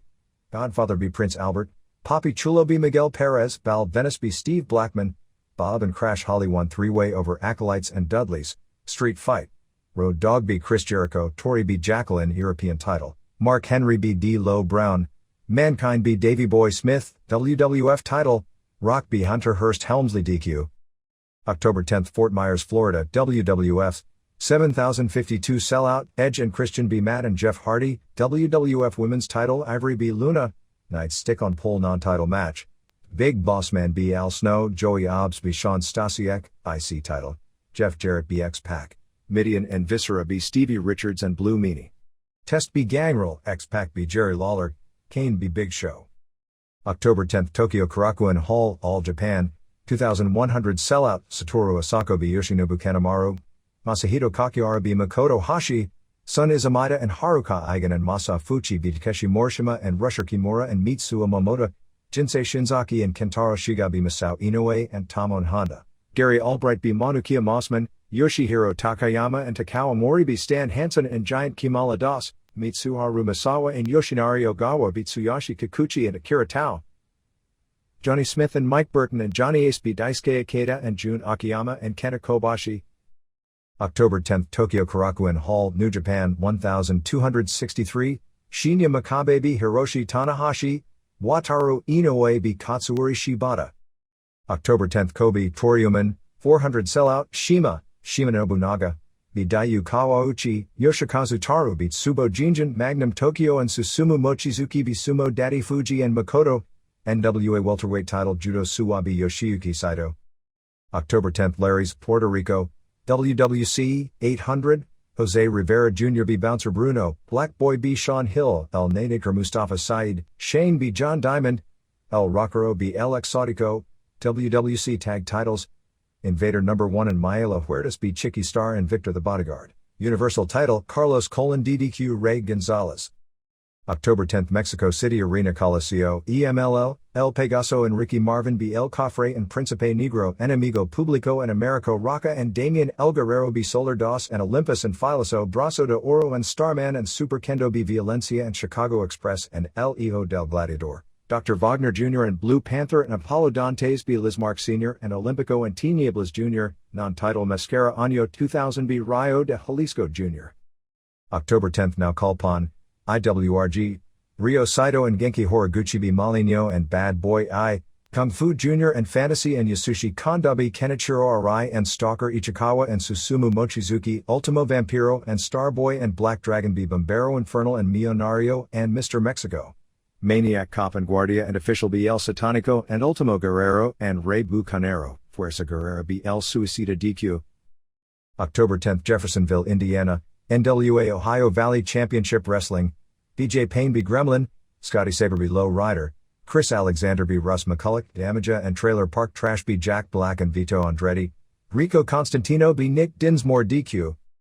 October 11th Atlanta Georgia Dome, WWF Raw is War/Jack tapings, 33,375, Joey Abs B. Kurt Angle, Gangrel B. Sean Stasiak, Dudleys B. Midian and Viscera, Prince Albert B. Stevie Richards, Papi Chulo B. Taka Michinoku, Billy Gunn B. Crash Holly, Edge and Christian Kermata and Jeff Hardy, X-Pac B. Farouk, Headbangers B. Chris Jericho and Curtis Hughes, Godfather B. Mark Henry, Big Show B. Big Boss Man DQ, Hunter Hearst Helmsley and China NC Steve Austin and Jim Ross, Rockin' Mankind NC Val Venice and Davey Boy Smith. October 11th Biloxi, Mississippi, WCW Nitro 5,388 paid, Perry Saturn B. Rey Mysterio Jr. DQ, WCW Cruiserweight title, Disco Inferno B. Kaz Hayashi, Ming B. Kana and Bill Goldberg B. Horace Hogan, Street Fight, Brian Knobs B. Stevie Ray, Brad Armstrong B. La Park of Berlin B. Norman Smiley, Dean Malenko and Saturn B. Mysterio Jr. and Billy Kidman, U.S. title. Sid Vicious b. Van Hammer, Ric Flair b. Kurt Hennig, Chris Benoit and Bret Hart b. Rick Steiner and Lex Luger DQ. October 11th Kyoto, All Japan, 2050, Masahito Kakihara b. Yoshinobu Kanamaru, Tsuyoshi Kikuchi and Haruka Eigen and Masa Fuchi b. Masamichi Marufuji and Mitsuo Momota and Rusher Kimura Masao Inoue and Tamon Honda b. Satoru Asako and Jun Izumida, Giant Kimala Das and Gary Albright b. Takeshi Morishima and Jinsei Shinzaki, Mike Burton and Johnny Ace b. Monokia Mossman and Akira Tao, Yoshihiro Takayama and Takao Omori b. Johnny Smith and Stan Hansen, Daisuke Ikeda and Yoshinari Ogawa and Mitsuharu Misawa b. Kentaro Shiga and Jun Akiyama and Kenta Kobashi. October 11th Tokyo Korakuen Hall, All Japan Women, 1400 Tomoka Watanabe d. Kumiko Makawa, Takako Inoue b. Miyuki Fuji, Kaoru Ito b. Ko Nomi, Etsuko Mita and Mima Shimoda b. Makawa and Yumiko Hara, Momoe Nakanishi and Nani Takahashi b. Miho Wakezawa and Manami Toyota. Special thanks to Georgianne Macropolis, Dominic Valenti, Mike Omansky, MC Moore, Chad Main, Brad Hughes, Joe Silva, Bobby Baum, Bob Matthews, Mark McLean, Chris Cruz, Joshua Christie, Chuck Morris, Brian Alvarez, Jeff Merrick, Lance Russell, Al Gattulo, Steve Dr. Lucha Sims, Chris Foltz, Chris Plano, Brady Labor, George Wren, Jeremy Medeiros, Trent Walters, Matt Duffield, Pete McGuire, Michael Lavoie, Jeff Osborne, Bob Leonard, Barry Johns, Manuel Gonzalez, Chuck Longerman, Ken Jugan, Adam Pennison. Japanese Television Rundown. September 26, All Japan. The first part of the show aired clips from the Fan Appreciation Show which took place September 18 at Korakuen Hall, which were a series of blind draw matches. The heat for these matches with unusual pairings was strong. They just showed short highlights. Yoshihiro Takayama vs Yoshinari Ogawa 20-minute draw had good heat but the wrestling looked sloppy. Masafuchi vs Kentaro Shiga draw had real good heat. Kenta Kobashi and Masamichi Marufuji vs Takao Omori and Makoto Hashi looked like a hell of a match. Of course Kobashi looked great but Marufuji looked like a future superstar in this one. Akira Tao and Masahito Kakihara vs Yoshinobu Kanamaru and Takeshi Morishima, which ended when Tao choke-slammed Morishima, also had a lot of heat and was very good with Kakihara vs Kanamaru, who is a very good undercard worker who unfortunately is limited by his size here. Mitsuharu Misawa and Satoru Asako vs Tsuyoshi Kikuchi and Masao Inoue, with Misawa's team winning, was a lot of comedy spots. 1. The main event from the show was Jun Akiyama and Haruka Eigen and Tamon Honda over Hiroshi Hashi and Mitsuo Momota and Jun Izumida, which went 20-36 before Akiyama pinned Momota with a cradle. About half the match aired and it was way better than it appeared on paper. Akiyama and Hashi, who were the real wrestlers out there, totally carried it, and fans got into seeing Akiyama work against Momota since it's a matchup they'd never see on an All Japan show, or see Eigen work with Hashi. Eigen showed a lot of personality and the spit spot got over even bigger as part of the main event. Honda and Izumida didn't show much, but there were a lot of Akiyama vs Hashi sequences and they were great. 3.25 stars. 2. Ogawa retained the PWF Junior title, pinning Too Cold Scorpio in 1821. Scorpio dropped a lot of weight, although it's still pushing at him wrestling as a junior heavy. This was the best he's looked since his first month in the WWF, when he was looking awesome until the company decided not to push him and his work declined equivalent to his push. Fans were really into the match since Ogawa gave Scorpio most of it and he did all kinds of unique hot moves. Ogawa worked on Scorpio's knee early, so when Scorpio did his moves off the top rope and would hit, he'd sell his knee. Finish saw Scorpio go for a sunset flip off the top rope, but Ogawa rolled through the move into a jackknife pin. 3.5 stars. Mexico. They did a different style angle for EMLL at the October 8 Arena Mexico show, which appeared to have drawn an above-average crowd. Usually angles start in 6-mans, are built up for weeks, leading to the stipulation blow-offs. This time, after a match, Black Warrior was leaving while Emilio Charles Jr., who was coming out, got into a shoving match, leading to Warrior offering to defend his NWA Light Heavyweight title against the Hair of Charles. The top matches this week saw Dr. Wagner Jr. and Shocker and Villano Trace over Atlantis and Negro Casas, and Mr. Niebla when Atlantis unmasked B3 for the DQ, and the semi-saw Pierroth Jr. and Blue Panther and Forza Guerrera beat Tarzan Boy and Brasso de Plata and Charles Jr. via DQ. After the match, Los Hermanos Dinamita and Apollo Dantes came out to attack Pierroth and Guerrera. Panther walked out of the ring so as not to take sides in the heels versus heels program. October 15th double main is Mr. Niebla and Rayo de Jalisco Jr. and Teen Nieblas Jr. vs. Shocker and Cien Cars and Scorpio Jr. and Tarzan Boy and Brazo de Plata and Charles Jr. vs. Dantes and Universo 2000 and Mascara Año 2000. EMLL on October 14th in Tijuana at Auditorio Municipal has Superparka vs. Halloween in a mask vs. mask match on top plus Santo and Atlantis and Rey Mysterio Sr. vs. Psicosis and Damian and Villano Trace. On the October 6th AAA TV taping, Felino began a heel turn on his brother Heavy Metal. They were shoving each other. Ref Tropicasas, both of their fathers, came out to calm them down and Felino shoved both his brother and his father down and walked off. On that same show, Isda Moreno beat Xochitl Hamada to win the Reina de Reinas, Queen of Queens, title. EMLL President Paco Alonso and Victor Quiñones of the WWF, who books the foreign talent for the group, had a falling apart this past week which has resulted in the Headhunters and Ricky Santana finishing up this past week while Gigante Silva finishes up on October 16th. Quiñones himself has opened up relations with Antonio Pena and the Headhunters along with his other natives under contract such as Mr. Aguila, Papi Chulo, Zorro and Antifaz del Norte will likely wind up with AAA. Tarzan Boy had a split with Quiñones a short time ago and will remain with EMLL. We don't have details other than Quiñones made some sort of a business decision and Alonso failed to back up the decision, and Quiñones, after booking Sean Morley, Val Venis, for the 66th anniversary show, pulled out. Silva did his first job in Mexico on October 5th at Arena Coliseo in a 3 vs 4 main event where both Cien Cars and Dantes low-blowed him, all four heels. Their partners were Mascara Año 2000 and El Satanico against Silva, and Headhunter A and Teen Nieblas Jr. jumped on top of him for the pin. La Afición newspaper was sold and the new ownership has greatly increased the daily coverage of wrestling to 2 full pages. They did an angle where DF Commissioner Ray Mendoza suspended Atlantis for 2 weeks because Atlantis shoved him at the October 8th Arena Mexico show. Remember, Mendoza is the father of Atlantis R-Tribal Villano Trace and they are building to a mask versus mask match. The Panther beat Jerry Estrada in a mask versus hair match before 7,500 fans in Monterrey on October 3rd. A few days later it came out that Estrada was a fugitive from justice. Apparently he was partying with an older sugar mama woman in a Tijuana hotel, who fell out the window of where they were partying and died. Estrada, 41, didn't call police after it happened and the police were looking at him for questioning and when word got out, he disappeared and hasn't been seen since. This story apparently broke in the local newspapers over the past few days. Blue Demon Jr. beat Black Demon in their mask versus mask match on October 1st in Tijuana. Mascara Año 2000 won a non-title match over CMLL heavyweight champ Rayo de Jalisco Jr. on October 10th at Arena Coliseo in Mexico City with a low blow to set up a title match on October 17th.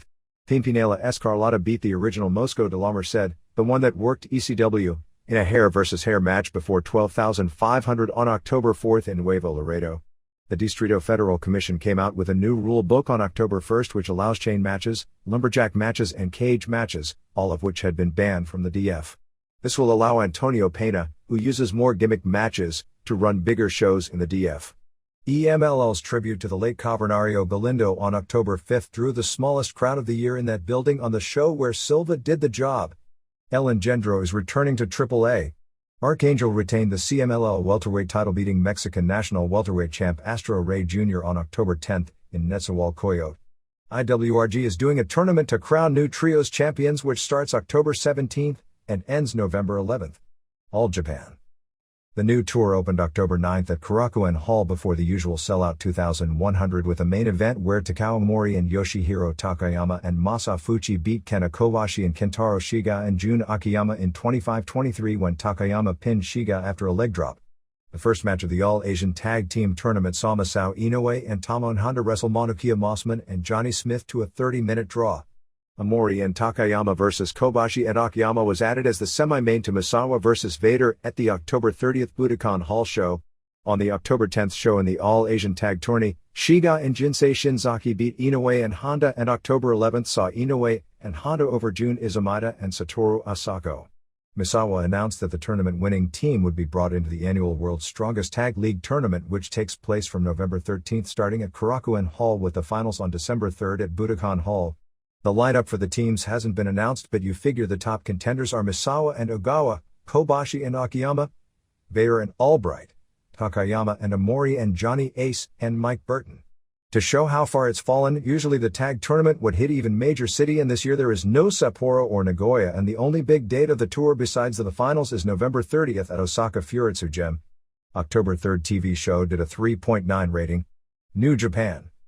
The show in North Korea on November 17th looks to be headlined by Naoya Ogawa vs. Don Frye for the NWA title, although Hashimoto may be placed in the challenger role, but the general feeling seems to be Hashimoto vs. Ogawa will headline their third Tokyo Dome show on January 4th.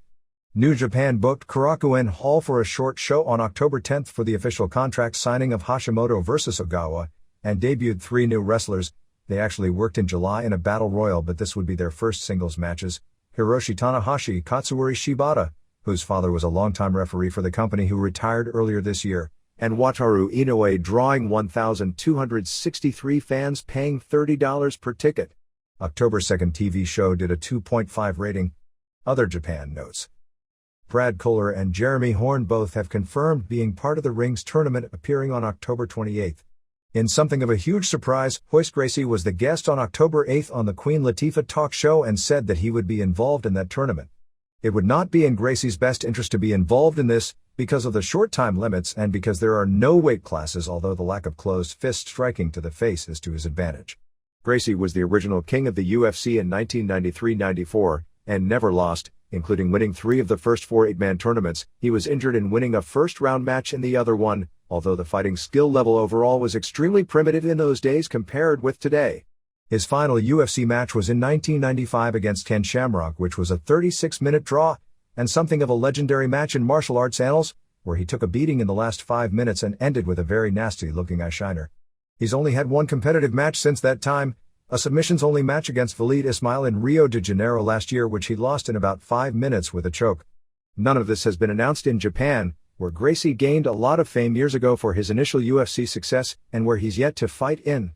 The tournament consists of a first and second round in one bracket on October 28th in Tokyo, a similar tournament on December 22nd in Osaka, and the final 8 in a tournament similar to the K1 Grand Prix finals on February 25th at Tokyo Budokan Hall or Yokohama Arena.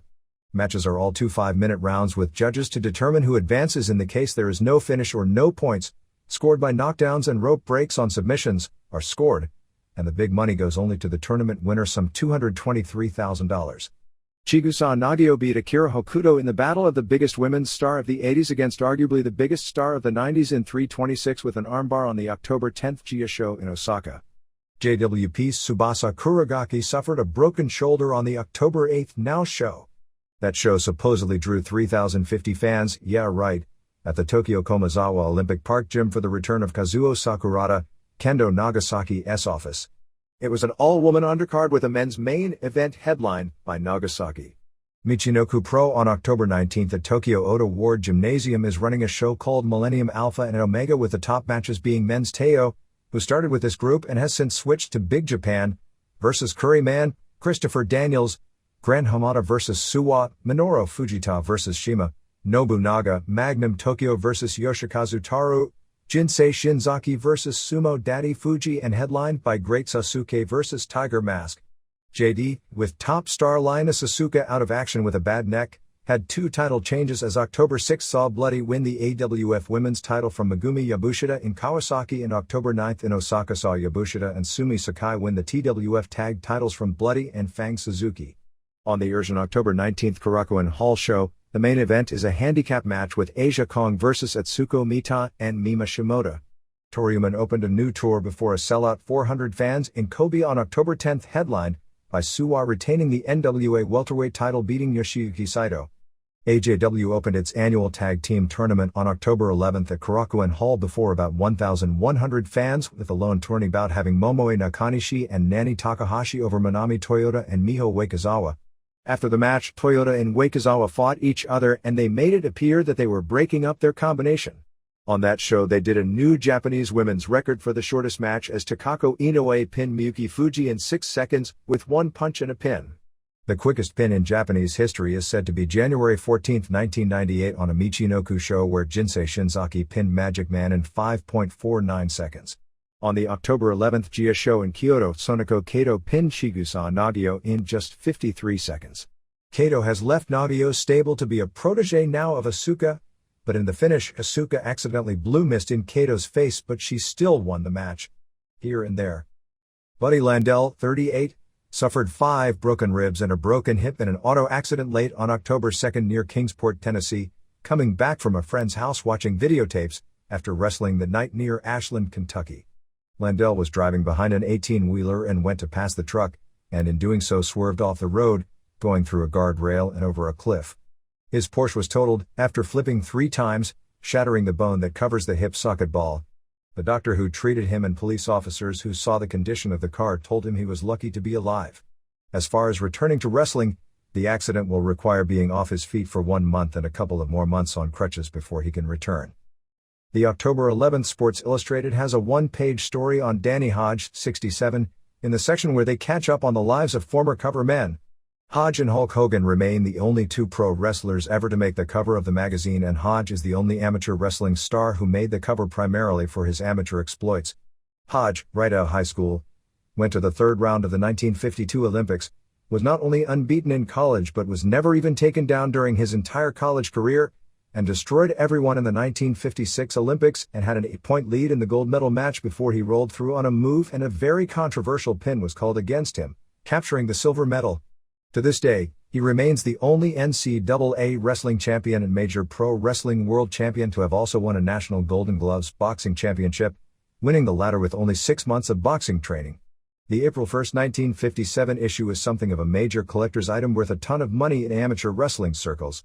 The story mainly talked about his 1976 auto accident where he suffered a broken neck, and it's a miracle he didn't die, which for the most part ended his pro wrestling career. He actually made a comeback and wrestled a few more times on small-time shows, with his final match in 1983. Hodge drove off a bridge into a creek and his car sank in the water. Hodge managed to escape from the broken window, held his head on his shoulders since his neck was broken, and struggled to the creek bank where a passing trucker saw him and radioed for help. His pro wrestling career was summed up in exactly 1 sentence. He then turned to pro wrestling, a career he intended to pursue until age 50. Which was 1 sentence more than talked about his grip strength that he is still most legendary for to this day in amateur wrestling circles.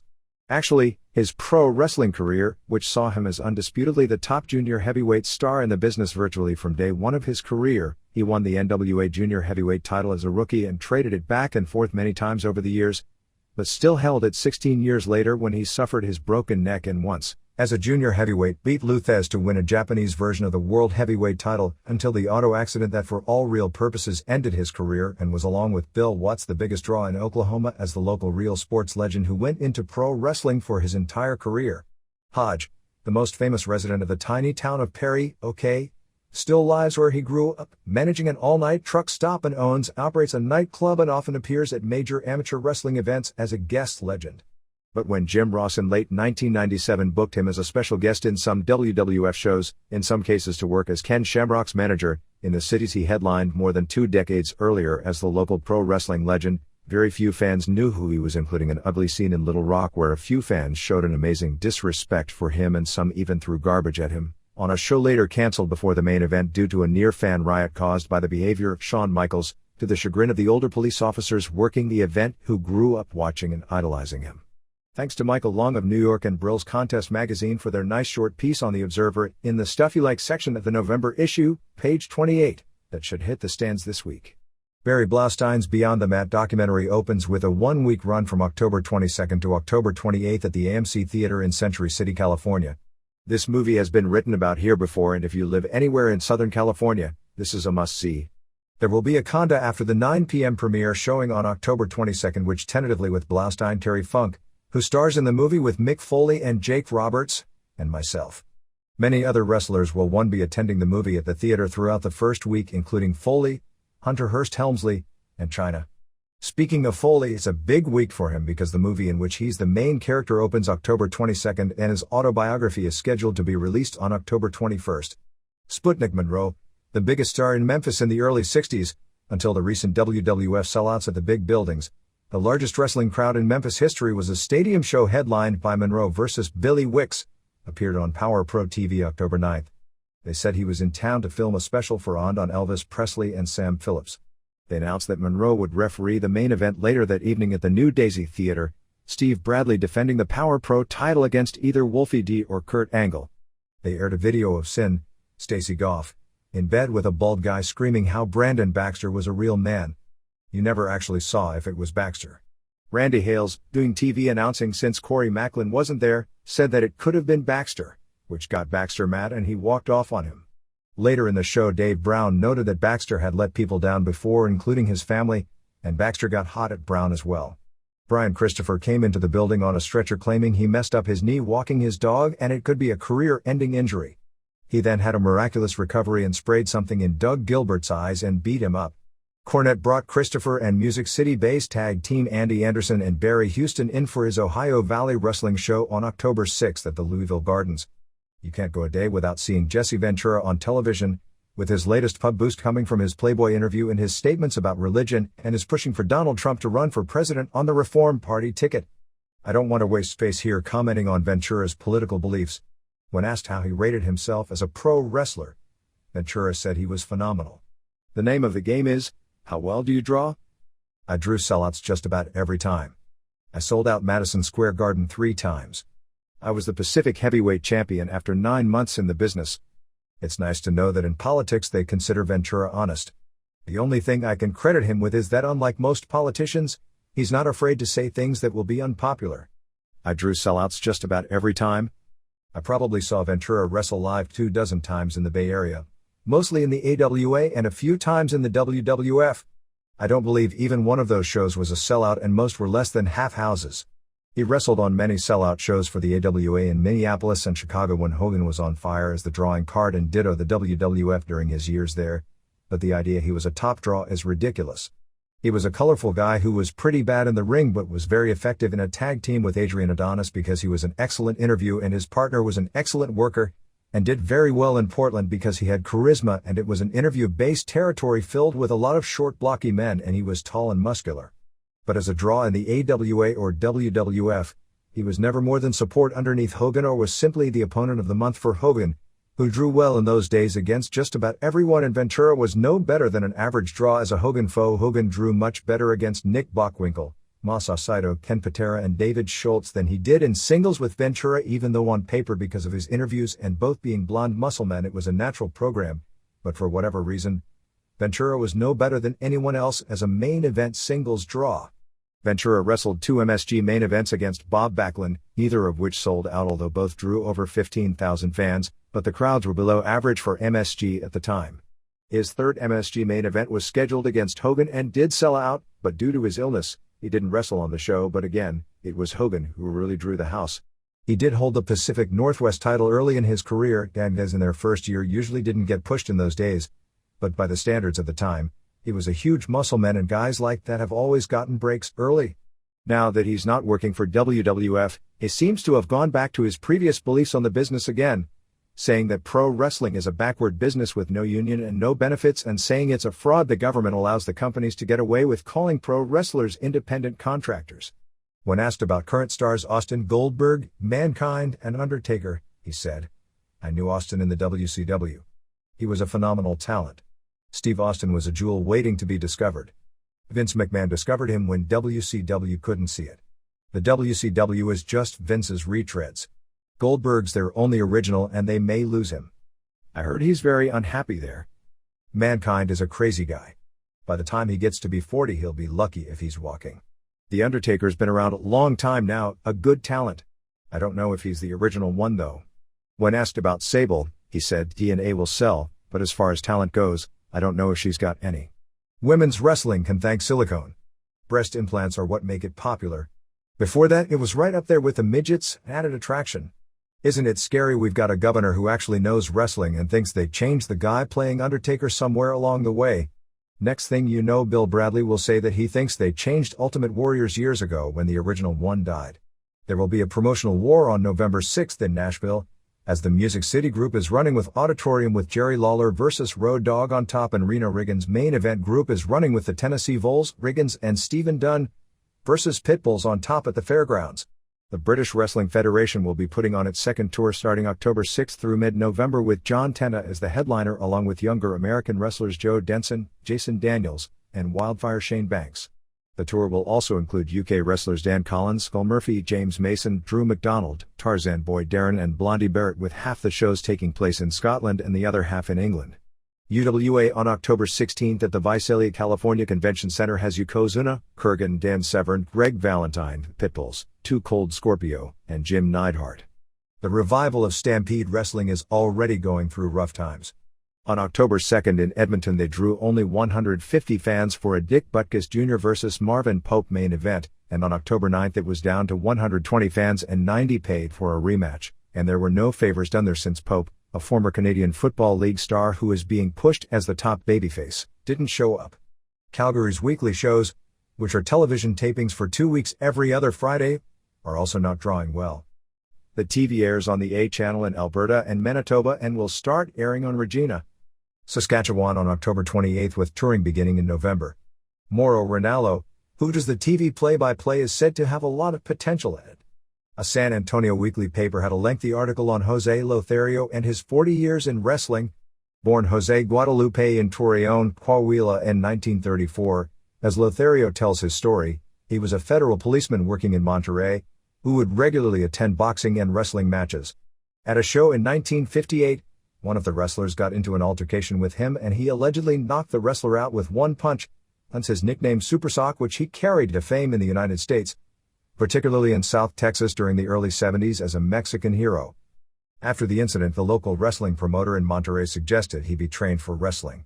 He claimed he got his early ring name, El Gran Lothario, because he helped push a city bus that got stuck in the mud out and somebody on the bus called him Gran Lothario, which means great strong man, and he took it as his ring name. He moved to Los Angeles in 1961 where he became a U.S. star and talked of a sellout crowd at the Olympic Auditorium where he wrestled Luthez in an NWA title match to a draw. He moved to Texas where he became a regular in 1970. He said he took under his wing the son of a former tag team partner, Luis Hernandez, and resurrected his career as the tag team partner of the son, who wrestled under the name Gino Hernandez, real name Charles Wolfe, although it had long been alleged that Hernandez was the son of Paul Bosch, and if you saw photos of the two at the same age they looked almost identical, although Bosch denied it. But after Bosch's death, when Bruce Pritchard and others put together a television special on his life, there was a lot of footage of Hernandez thrown in that didn't seem to make sense otherwise, and Lothario talked about his feud when Hernandez turned heel on him as a career highlight. Lothario said he wanted to buy into the San Antonio promotion owned by Joe Blanchard, claimed Blanchard told him the other partner didn't want to sell to him. He confronted the other partner who said Blanchard never told him anything about it. Lothario claimed he then quit before he was to main event on a sellout house in Austin, but came back when Blanchard gave him $10,000 cash to stay. Blanchard was quoted in the story as having no recollection of any of this happening but said if it did happen, maybe he didn't hear Lothario ask him. He retired in 1985, claiming the Von Erichs hated him because when they wrestled against him in Austin, the crowd cheered him. I've got no idea whether that's true, but remember Lothario was winding down his career doing occasional dates for World Class during that period, but he was working prelims always as a face while the Von Erichs were headlining superstars by that point in time. He knocked today's wrestling because of too much music, entertainment and steroids, saying it makes him sad when modern wrestlers denounce steroid and drug use and then he knows those same stars doing them behind closed doors. There was a sidebar in the same paper about El Santo. Because the WWC TV ratings have grown from an 8.9 average in January to a 15.0 in September, Ray Gonzalez, the top heel in the group, is calling himself Mr. Ratings. The big angle is that Carlos Colon's 21-year-old son Carly wants to be a wrestler to feud with Gonzalez. Carlos is telling him he wants him to go to college and stay away from wrestling while he in the angle wants his dad to train him to fight Gonzalez just like he trained Gonzalez. Gonzalez in his interviews noted that Carly is 21. And when he was 21, he already held the Universal title and Carly isn't a kid. Eventually Carlos agreed to begin training his son. Black Boy beat El Rockero on October 2nd in Guaynabo, Puerto Rico to win the WWC Junior HWT title, but then lost the title on October 9th in the same city to Sean Hill. Invader No. 1 and brother Maelo Huertas won the WWC tag titles from Chicky Star and Victor on October 9th in Guaynabo. Jacques Rougeau Jr. has opened a wrestling school in East Montreal. Rougeau will be promoting his next show on December 29th with he and Raymond defending their Johnny Rougeau tag team titles against Ron and Jimmy Garvin. I swear that wasn't a computer glitch reprinting a line from a 1984 Observer. Did you know that Chris Cruz is wrestling Jimmy Valiant on October 16th in Greensboro? CBC TV on October 8 aired on its show The Magazine a 20-minute documentary on a Montreal-based independent group called Northern Championship Wrestling. The Full Gospel Church in Concord, CA put on an Empire Wrestling show before 2,000 fans, which included Tony Atlas working the main event with Ted DiBiase as his manager. Tommy Fierro has 5 ISPW shows in November. November 6th in Selinsgrove, Pennsylvania at the high school has Marty Jannetty, Ace Darling, Head Shrinkers, Mikey Whipwreck, Chastity, and Iron Sheik.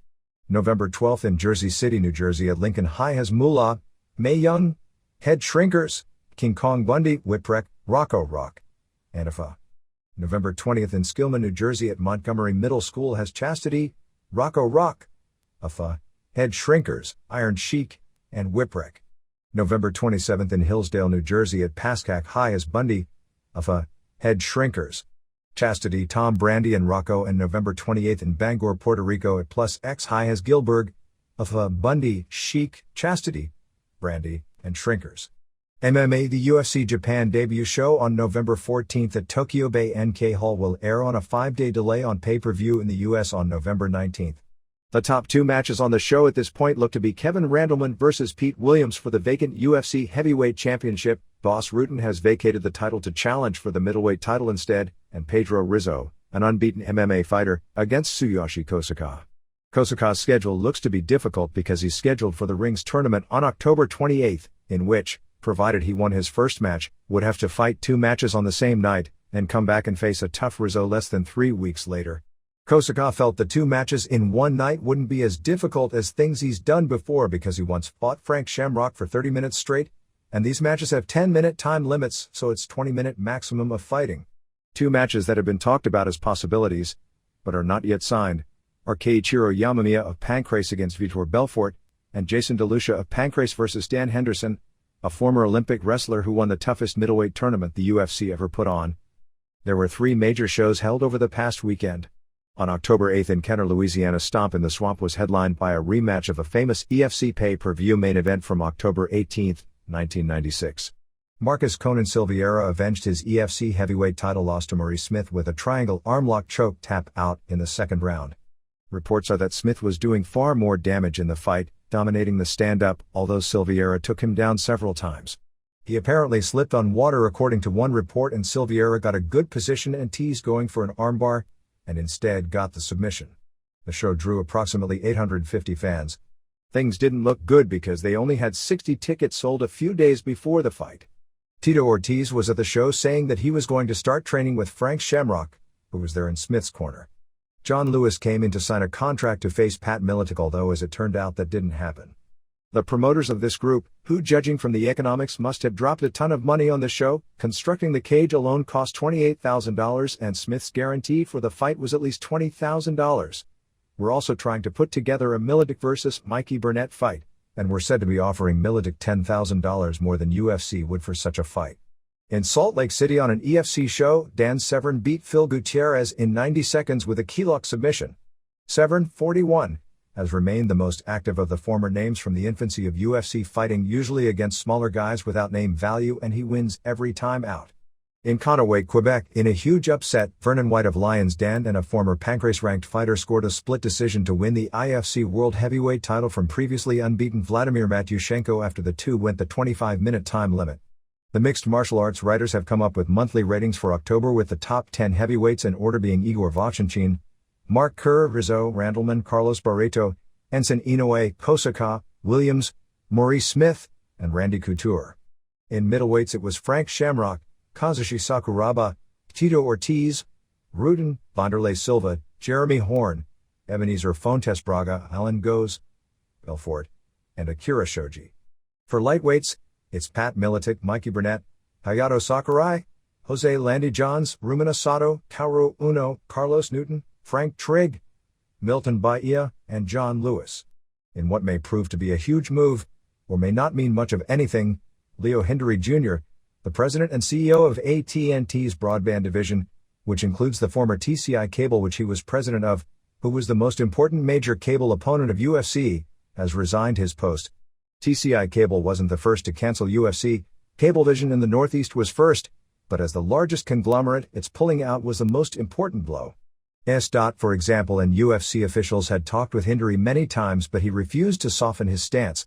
But the fact UFC doesn't look to be getting Nevada approval makes it unlikely that a reversal of the political waters which is needed to get the show back on pay-per-view and make it viable on anything but a tiny level is inevitable.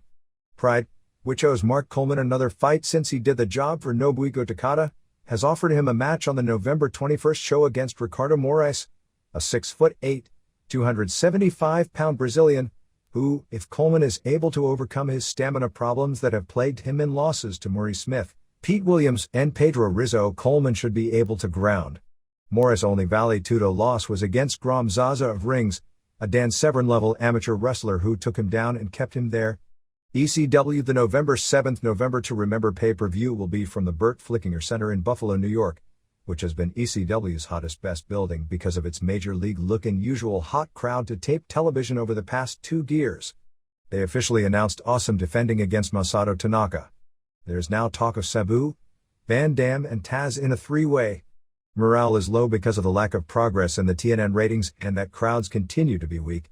October 7th in Baton Rouge drew 500, and while October 8th in Homa drew about 2,000 and October 9th in New Orleans drew 2,500, both cities were heavily papered. In Homa, it was so heavily papered that people were walking out in droves as the show was going on. In Homa, which was the TNN taping, they did an angle where Rhino and Corino challenged 2 members of the New Orleans Saints. Corino then backed down and Rhino fought both of them until security pulled them apart. Dreamer then came out to wrestle Corino and Raven interfered, giving Dreamer a DDT, but Dreamer still cradled Corino to win the match. The TV main events had Van Dam over PN News and Sabu over One Man Gang. The October 8th TNN show, with no new wrestling material, was by far the worst effort to date. The show was built around a 2-part interview with Tammy Sitch. Besides that, they aired the Tajiri Crazy Guido 3-way and Jerry Lynn vs. Lance Storm match from Anarchy Rules, both of which were good matches. You have to figure that 85% of their TNN audience had never seen the matches, but if they weren't going to have first-run material on the show, they should have focused on the world title with the video they produced for the syndicated show and then aired the match where Mike Awesome won the belt, since it was generally considered the best match on that show. The Sitch thing was incredibly cheesy. They promised an interview that would rip the lid off wrestling regarding the treatment of women instead. It was an excuse for a backdrop of bikini shots from throughout her career as a desperation ratings ploy. The interview with her blouse unbuttoned all the way down made it impossible to take her seriously. It was made worse trying to promote it as landmark honest television for the industry when it ranked on the scale of bad television with the 1997 Melanie Pillman interview on Raw the night after Bryan died. Sitch did reveal a problem with prescription drug use and alcohol abuse, in particular somas, and cried talking about the death of Louis Spicolli, who was a close friend, and later cried heavily about the death of her 16-year-old niece and of being suicidal. They had close-ups of the tears and by the end she wasn't speaking very clearly. She told nothing about any horrible treatment by the industry of women or even of pressures to maintain an unrealistic look like the teases indicated, and were very careful not to say anything negative about the WWF. Her departure from the WWF was candy-coated into saying she voluntarily left. There was plenty of WWF footage in the piece indicating something of a cozy relationship between the two companies. The Sitch segment then ended in a totally work deal where she turned to the camera after never looking at it, saying how she's going to come back and set the standard for females in the industry. What does that mean? More extreme hardcore dieting and implants for the new millennium? Anyway, seeing her today and seeing the hell she's put herself through over the past 2 years and remembering what she was when she first got into this business a few years ago was among the saddest things I've ever seen. It is said that Hollywood eats its young. Wrestling often eats more than that. When this was shown in the locker room on videotape, everyone was laughing at it like it was comedy. Even though Sitch looks to have aged, fans still popped for her at the arenas this weekend. At this weekend's taping in Louisiana, they did an angle where Nova was wrestling Condito. During and Roadkill attacked Nova, so Storm and Dawn Marie attacked Condito and Sitch. It ended up with Miss Congeniality holding Sitch and Marie hitting her bare ass with a paddle. This was booked as a potential blow-off for Sitch if she doesn't make it, or the beginning of the angle if she does. With Congeniality leaving, Marie hit her and then bragged about taking out 2 women and challenged Francine. Dreamer and Francine hit the ring, but Credible caned Dreamer. Raven then had a stare down with both Credible and Storm, who will face Raven and Dreamer for the belts on the pay-per-view, but then gave Dreamer a DDT while Storm and Credible left. There are a lot of internal complaints about the booking, mainly that the matchups people want to see aren't the matches they see at the house shows, and that the house show match results are too predictable, and it's almost like old-style TV results up and down the house shows. For example, Awesome should be working with Taz and not people like David Cash or Rod Price at house shows and world title matches. Taz wasn't at any of the shows this week. Van Dam is still only working TV tapings, which hurts the card depth. Also, Super Crazy is back home for another week or two. Syndicated TV had little in the way of new material either. They aired the Awesome vs. Rhino match from TNN the previous week, which was at least a good match. Joey Styles was pushing really hard that Sitch had put all her problems behind her. They mentioned draws, but didn't say anything about what happened or his condition, but they wished him well, which was nice. The rest of the show was the long Van Dam vs. Mahoney match from Anarchy Rules. Actual name of Otto Schwanz, who is one of the Dopp brothers, is Murray Happer, not Hapter as reported here last week, and he played football at Georgetown. WCW. Nitro on October 11th in Biloxi, Mississippi drew about 9,000 fans, 5,388 paying $109,000. They opened with a salute to Morella and Heenan, who genuinely liked him a lot, spoke a few words about him and was visibly moved. They showed Benoit and Hart arriving and being taunted by Liz and Luger. There were some comments about needing security to break it up, and Liz said they didn't need security, they needed immigration. Now that was a funny line. It was also the only one on the show. Saturn beat Mysterio Jr. via DQ in 8:02. Really good.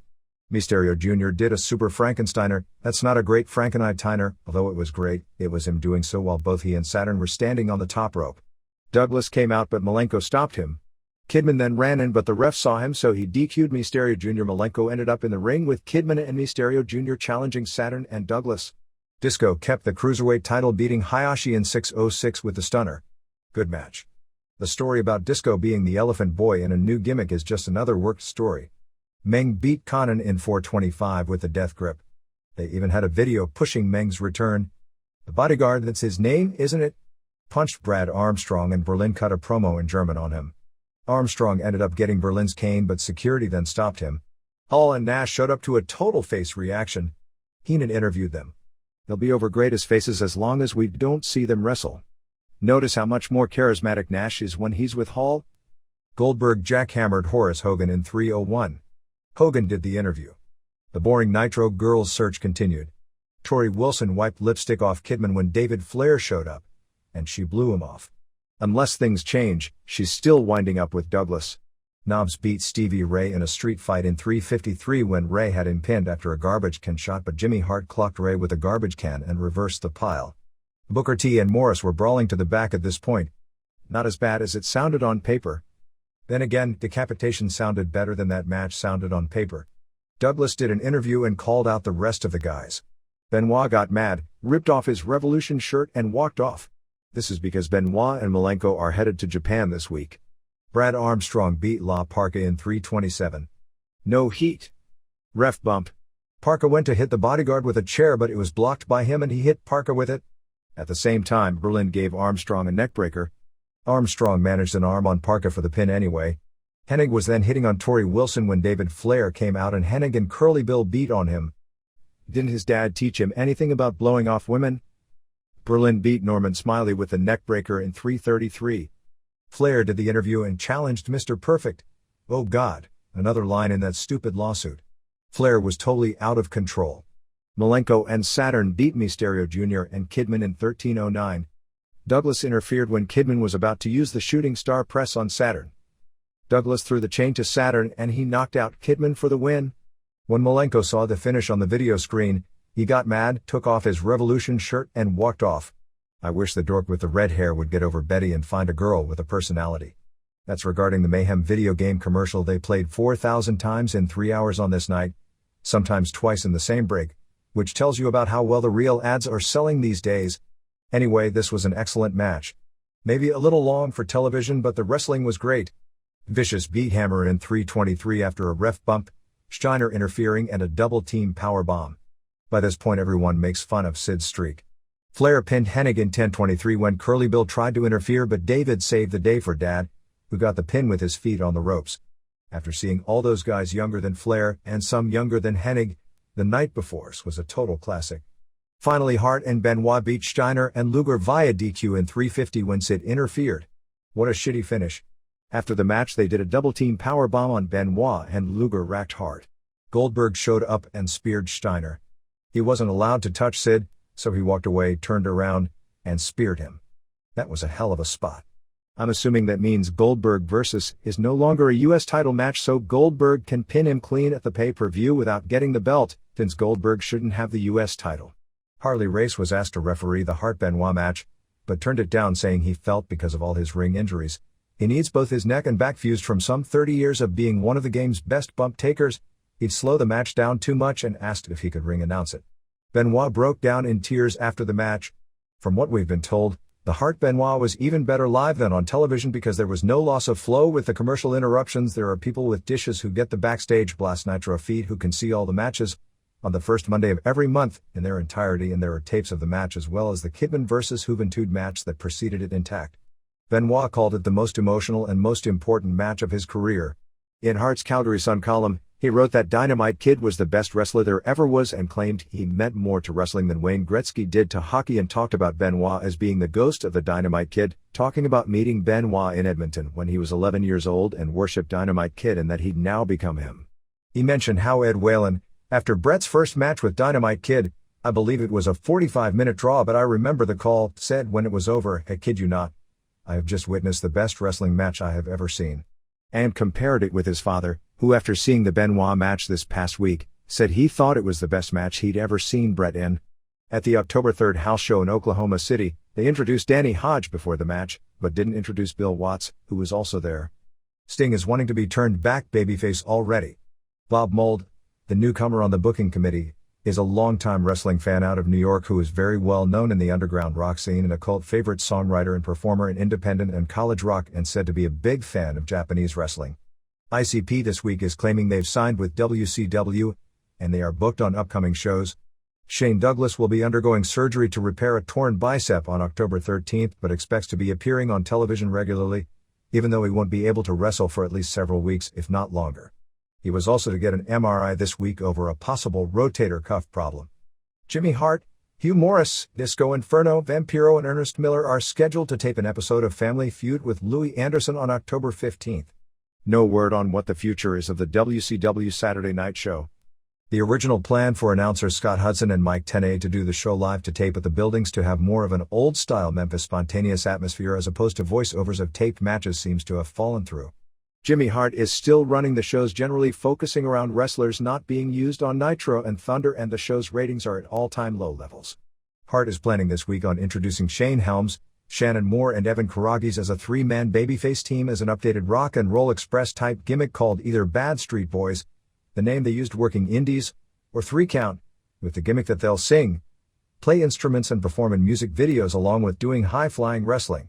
He also wants to give a push to Emery Hale, a huge 6'6", 320, green worker who showed good personality and a lot of potential in a few Nitro matches as a jobber some time ago. Among the names now confirmed as being dropped from their contracts were Eric Watts, Horace Hogan, Scott Norton, Mike Enos, Chad Fortune, Barry Darsow, and Barry Horowitz. All have been invited to stay with the company on $500 per match guarantees. Jimmy Hart was able to save Disorderly Conduct's contract by convincing management they were getting 2 teams, also Texas Hangman Under the Mask, for the same low price. Dale Torborg wrestled on Thunder as the MVP, standing for Most Violent Player, but may be given a new gimmick. Steve McMichael, who nobody has seen hide nor hair of in months, is living in Florida and recently underwent knee surgery. Gene Okerlund has resigned. They are attempting to move the Thunder tapings to every Tuesday, still for Thursday airing, but there are also attempts to change that to Wednesday now as early as December, although that isn't a done deal yet. Because Sting wasn't at Nitro as he had an acting commitment elsewhere, they flew in Jeff Farmer to do an angle as Sting but decided the night of the show against using him. A lot of the wrestlers and other personnel involved in the movie shooting are to be based from mid-October through mid-November out of a hotel in Los Angeles where they would only fly out for Nitros and live Thunders. There will be some temporary announcing changes on the taped Thunders and WCW Saturday nights. I believe it'll be Scott Hudson and Larry Zbyszko on both shows, with Mike Tenay based in Los Angeles. Lenny and Lodi's characters were dropped because of a letter from the Gay and Lesbian Alliance Against Defamation, GLAAD. Fight Entertainment Media Director Scott Showman wrote to TNT President Brad Seigel that the character of Lenny is presented with the intention to incite the crowd to the most base homophobic behavior. Showman wrote his first letter about Lenny and Lodi in September, and said he was immediately called by a Turner executive who told him the character would be dropped and that Standards and Practices had hired an executive whose job it would be to keep an eye on WCW. 2 weeks later, Lenny was back on Nitro, and Glad fired off another letter to Terry Tingle, the head of Standards and Practices at Turner. How many gay bashings and gay murders have to be committed in this country for you to remove such hurtful portrayals from your broadcasts? Showman wrote in his second letter. Hogan was on Larry King on October 4th during the Nitro broadcast talking about Ventura, basically ripping on him but not saying anything of substance other than Jesse wasn't a top star in wrestling and won't be in politics. Scott Steiner is expected to undergo back surgery and, if successful, be able to return before the end of the year. A quote from a Russo internet chat with Ben Miller of WrestleLine done on September 30th, a few weeks before taking the WCW job.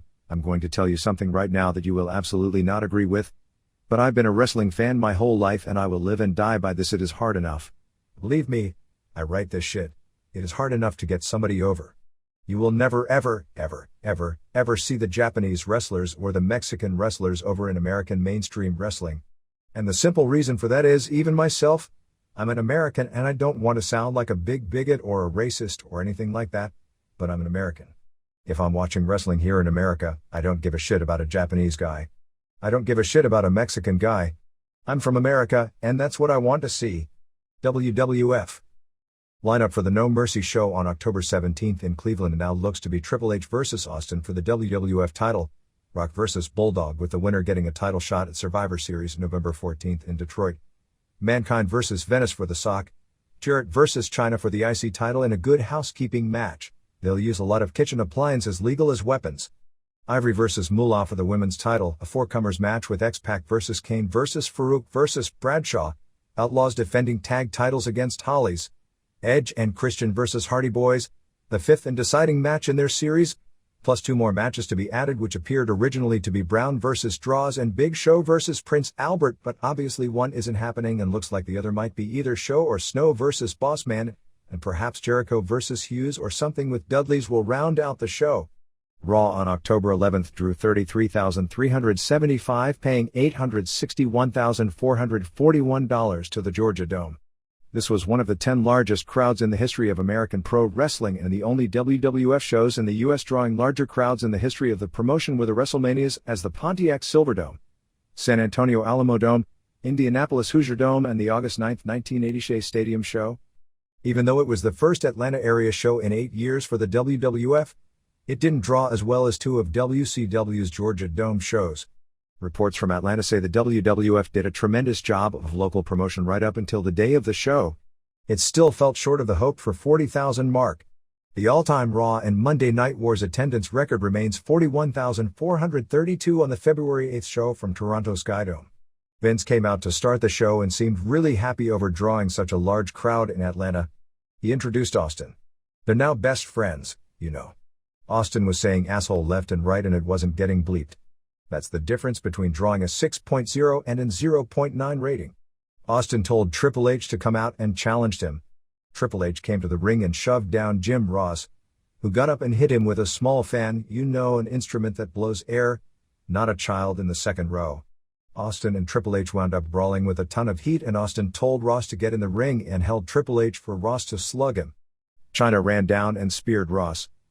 Ross shouldn't be delivering or taking moves. They set up Austin and Ross versus China and Triple H. Billy Gunn beat Crash Holly with the Famouser in 48 seconds.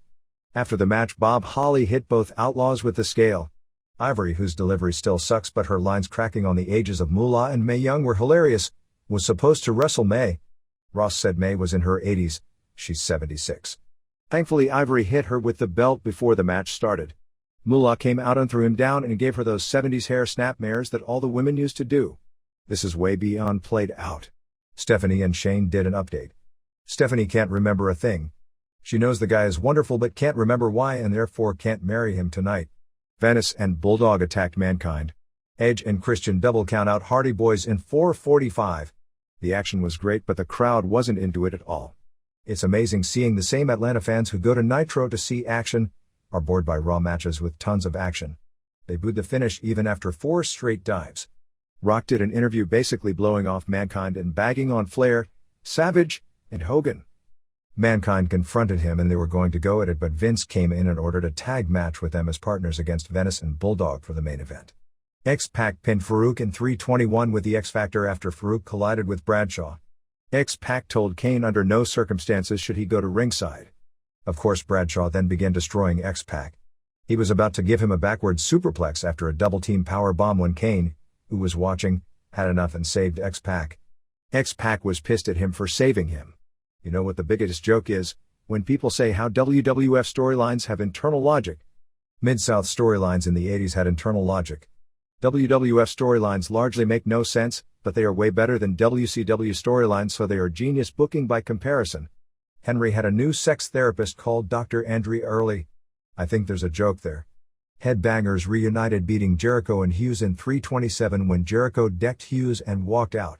The Bangers then did the most screwed up looking stage dive double team move in history to pin Hughes. Big Show was moping around because he found out his father is going to die because he has inoperable cancer. D'Lo Brown was there to console him. I always thought Andre was his father and he died years ago. I'm not sure if they're spoofing Monsoon or Hildebrand, but using cancer as an angle in this business with the weekly real-life tragedies is pretty low. Godfather came out with about 24 hoes. Apparently Dr. Early set this up because she was trying to give Henry overstimulation therapy. Michael Cole, in setting up the interview with Dr. Early, called the interviewer's name as Terry Taylor. That poor guy must be overworked. Godfather beat Henry in 124 with a schoolboy in a match with prostitutes as lumberjacks. It ended with Henry and Godfather laying on the ground being pounced on by dozens of women. The sex therapy didn't work. The heartless Big Boss Man ripped on Show about his father, and Show came out hot, but this lasted 37 seconds before Bossman laid him out with nightstick shots. Snow came in for the save, but Bossman laid him out with the nightstick as well. They're paying Show $950,000 a year for 9.5 years for that spot on the card? Triple H and Chyna vs. Ross and Austin had the SE finish. Mainly Austin and Triple H brawled all over the building. Austin was noticeably slowed from before the injury, but he still worked with a lot of intensity. Chyna was beating on JR in the ring and that was pretty ugly. Austin threw Triple H into a nacho stand. He made a remark that he had a friend he wants Triple H to meet. Jarrett showed up and put Chyna in a laundry crate and wheeled her off a ramp. When they came back from a break, she looked like she was in a 10-car collision covered with fake blood and dead. Finally, Rock and Mankind vs. Venice and Bulldog was another SE finish. Fans were into Rock big time but didn't react to much else. Mankind pulled the Rock sock out of Venice trunks and he got it back and put it back in. Mankind got the claw on Venice, who got away, and Mankind, moving painfully slowly, chased Venice to the back. In the ring, Rock put a platter of what purportedly was dog crap from Bulldog's backstage that Mankind scooped into a nice platter, brought it in the ring with Earl Hebner selling the smell big time. He gave Bulldog the rock bottom into the dog crap. Remember the remark Bret Hart made in a column not all that long ago about a bulldog rolling around in shit and being so stupid to like it? Clearly that's where this idea came from. The match at that point simply ended and they played the Rock's music. They can't blame the idea of not even having non-logical finishes for the last 2 matches on Russo, because he's gone. Show ended with Austin and Triple H still brawling, and Austin throwing Triple H in a bathroom where this snake, with rattler sound effects piped in, was stalking Triple H as the show went off the air. The Owen Hart On biography show has been moved from November 17th to November 16th, a Tuesday night. SmackDown notes from the October 5th taping at the Nassau Coliseum in some dark match notes. Sola Fafanu beat Crash Holly in 102 using the new ring name Rikishi Fatu. Kurt Angle also did a job for Stevie Richards and J.R. Ryder got another tryout match putting over Godfather. For the Heat show they had a big show over Big Boss Man via DQ, which was instead used to take the place on the SmackDown show of the Draws vs. D'Lo Brown match. The Dudleys beat Jericho and Hughes in 448 when Jericho walked out on Hughes, leaving him to take the 3D and get pinned. The original idea of this when it was scripted was for it to be the breakup of Jericho and Hughes, since it's been pretty well universally agreed upon that this pairing has done nothing positive for Jericho. Steve Blackman beat Chaz, and after the match the police came to arrest Chaz for another domestic abuse deal. Glenn Ruth then came out of the stands and showed a GTV tape of Mariana putting on makeup to make it appear she'd been beaten. She explained that nobody gets away with dumping her. Anyway, the police then arrested her for filing a false arrest report. As the TV aired, the show opened with a very nice tribute to Bob Morella, showing clips dating back through his different incarnations, including his famous angle with Muhammad Ali in 1976 and his announcing spots with Jesse Ventura and other celebrities during the 80s, and from his role as figurehead president. Vince McMahon did the narration, calling him one of the finest men he ever knew. The SmackDown tapings opened with X-Pac and Kane over Mideon, back to the old spelling this week, and Viscera in 239 when Kane pinned Mideon after a choke slam. Jerry Lawler continued to talk about X-Pac having an enlarged heart, which is unbelievably tacky considering the number of wrestlers who have died from that very thing.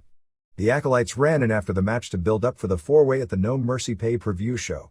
Then they had an update on a tragic situation. Of course, it was Stephanie McMahon's angle where they showed her in a neck brace being carted off. This was unbelievably bad taste under the circumstances to continue this angle on this show.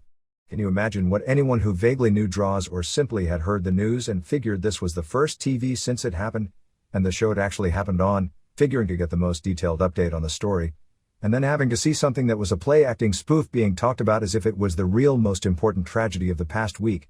They then teased that Austin was there and would be going after Triple H later in the show even though he wasn't there at all.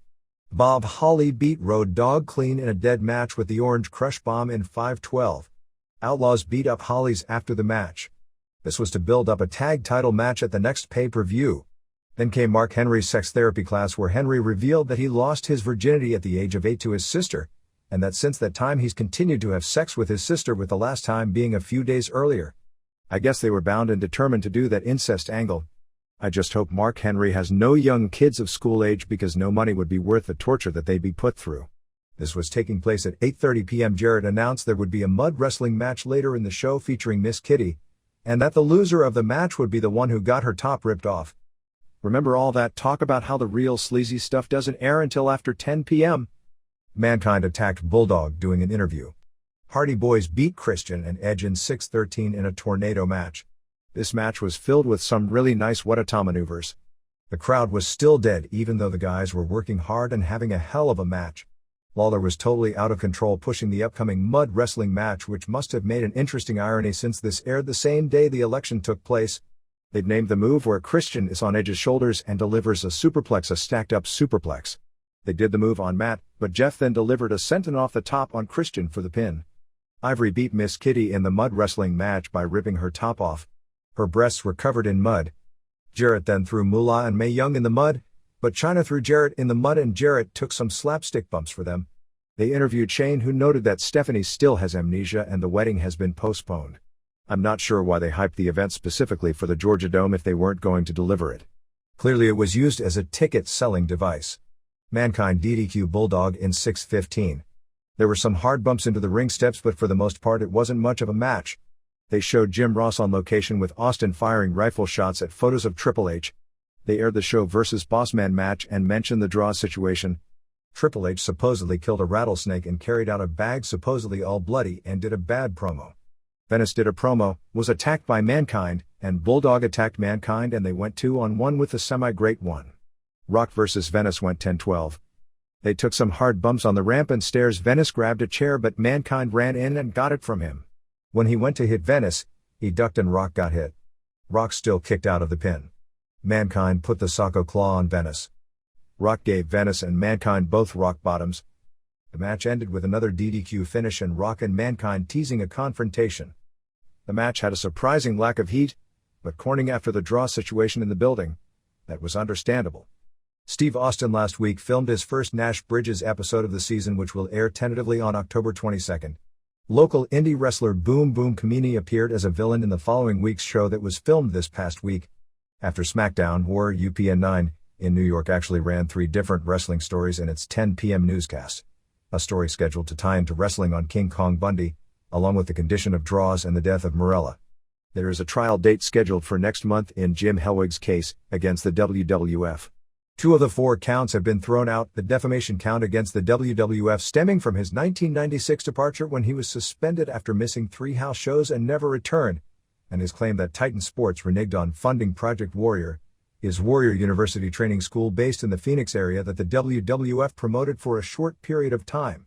If you recall, Hellwig missed house shows in Indianapolis, Detroit and Pittsburgh allegedly after a phone argument with Vince McMahon regarding Hellwig wanting McMahon to purchase his comic books to distribute and being turned down. Hellwig has denied that story and claimed he missed the shows because his father passed away. His father actually did pass away that weekend, but it was the day of the third show after missing the first two, and Titan noted that Hellwig didn't attend his father's funeral, and family friends noted he had no relations in years with his father. In regard to the Project Warrior, that count was thrown out because there was no contract between the two sides. The claims that remain are for his firings in 1992, which Titan claims is because he was involved in bringing HGH into the locker rooms for distribution to the wrestlers to beat the steroid tests during a period where Titan was under great scrutiny on that charge, and the 1996 tenure, which ended when he missed the house shows. WWF is pretty much pulling most if not all third-party bookings, allowing its talent to be used on independent shows, which explains a lot of the recent advertised no-shows on some indie shows, which in this case weren't the fault of the promoter. WWF will be sending developmental talent to Music City Wrestling in Nashville along with Jim Cornette's Ohio Valley and Randy Hale's Power Pro groups. At one point there was a plan for Rock to beat Triple H for the title on the September 27th Raw in Greensboro. Triple H complained loudly enough about the idea that it was nixed. On the September 22nd SmackDown taping, when Undertaker came out with X-Pac all bloody, they used fake blood as opposed to a blade job, which I'm not going to say has never happened before in wrestling because it has, but is very unusual. Same with China on the October 11th Georgia Dome backstage spot. McMahon has been traveling around the country and even Europe of late, going to IPO meetings. Among the wrestlers having either been signed to or being strongly negotiated with for developmental deals include Steve Sharp, a 6'3", 280-pounder out of Missouri who is now wrestling in Memphis as Ali. I'd describe him as an Ahmed Johnson lookalike. He's huge and thick but has almost a flabby upper body, and as a worker, well, he's one of those huge, really green guys. Next to Sharp, Johnson was one of the great technical wrestlers of our time. Also on the list are Joe Hilken, a Toronto native who has wrestled in that area and Europe as Joe E. Legend and Tom Carter, Reckless Youth. Terry Taylor recommended Christina Long, Kimona and ECW, but there was trepidation about signing her based on not favorable recommendations by many within the industry, including Paul Heyman, and at this point it looks more likely than not that it'll happen. Yokozuna has been telling people he starts after WrestleMania to feud with Steve Austin, but the situation with him is no different now than before. He's banned in all states where commissions regulate wrestling, which is somewhere between 19 and 24 states including New York, due to his license being revoked in New York for failing a physical due to heart irregularities and obesity, and unless he gets his weight under control. WWF has its hands tied. Without a huge weight loss, that isn't happening. It's expected that WWF will start airing Taz vignettes in November to build up for his January arrival. His biggest supporter in the company was Russo, as there were those who thought in the WWF his height would be an issue, especially since he doesn't sell well and his gimmick is being almost a bully tough guy. The woman doing the EMT gimmick is named Kathy Dingman. She's an indie wrestler out of Florida recommended by Taylor. The name Russo had come up with for her, which may or may not be used, it was indicated to me more likely not to be used now, is Connie Lingus. WWF The Music Volume 4, on the heels of a very successful Volume 3 which rose as high as number 10 on the charts, hit stores on November 2nd featuring new themes for Rock, already airing, Steve Austin, Why Tamper with Success? Plus themes for Big Show, Mr. Ass and Chris Jericho. Dreamstage Entertainment, the group that does the Shoot Pride shows in Japan, is scheduled to meet with WWF officials toward the end of the month about a proposed show next year at the Tokyo Dome. If a deal goes through, Pride will become a pro wrestling promotion as opposed to a Vale Tudo promotion with some main event worked shoots to protect the top Japanese stars for business reasons as it is today. Nobuhiko Takada will be coming in for the meeting. DSC is offering the WWF $1 million base plus various percentages when it comes to merchandise and give the WWF the rights to sell a certain percentage of the tickets to the show themselves, which could amount to at least a $1.5 million deal.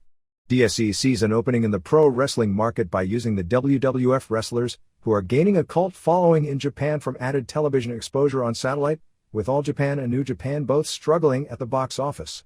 WWF is also negotiating with Seikendo, which is Satoru Sayama's group, which uses name wrestlers from the Battle Arts promotion, and will be sending Kurt Angle to the November 5th show at Yokohama Bunka Gym. Angle probably has more potential wrestling for rings, if they continue doing a lot of worked matches, than for American style. For the other shows this week, October 5th SmackDown at Nassau Coliseum drew a sellout 12,133, paying $338,652. The debut at the new arena in Trenton, New Jersey on October 6 drew a sellout 8,840 paying $271,608, and because they ran a rare Wednesday date, the wrestlers were given Saturday as a day off, and they ran 2 shows in Florida on Sunday with the A-team drawing 9,558 paying $267,613 to the Miami Arena, Rock over Triple H via DQ headliner, and the B-team drawing a sellout 7,052 paying $161,260, Kane pinning Big Show headliner. We don't have complete merchandise numbers for the week, but based on what we do have, it was going at a $4.85 per head clip, which would be the lowest week for per cap since the boom period started, but with 3 sellouts and a Nitro drawing 33,375 fans, it's certainly premature to panic. Undertaker may be out of action for the rest of the year to heal up his various injuries, the worst of which is a groin pull. WWF took in a gross revenue of $76.2 million during the May 1 to August 1 quarter, which means revenue is still markedly on the rise and they are on line for, unless things go south, another $250+ million fiscal year. It should be noted that quarter is going to be the highest in any year because the WrestleMania pay-per-view money comes in during in late June, so that isn't indicative of a $300 million year, although if business increases at the pace it's done over the past 2 years, that figure is possible.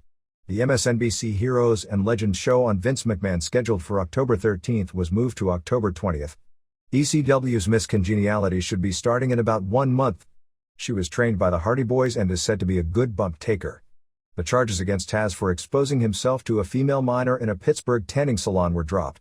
Bob Backlund was campaigning for the U.S. House of Representatives in Connecticut.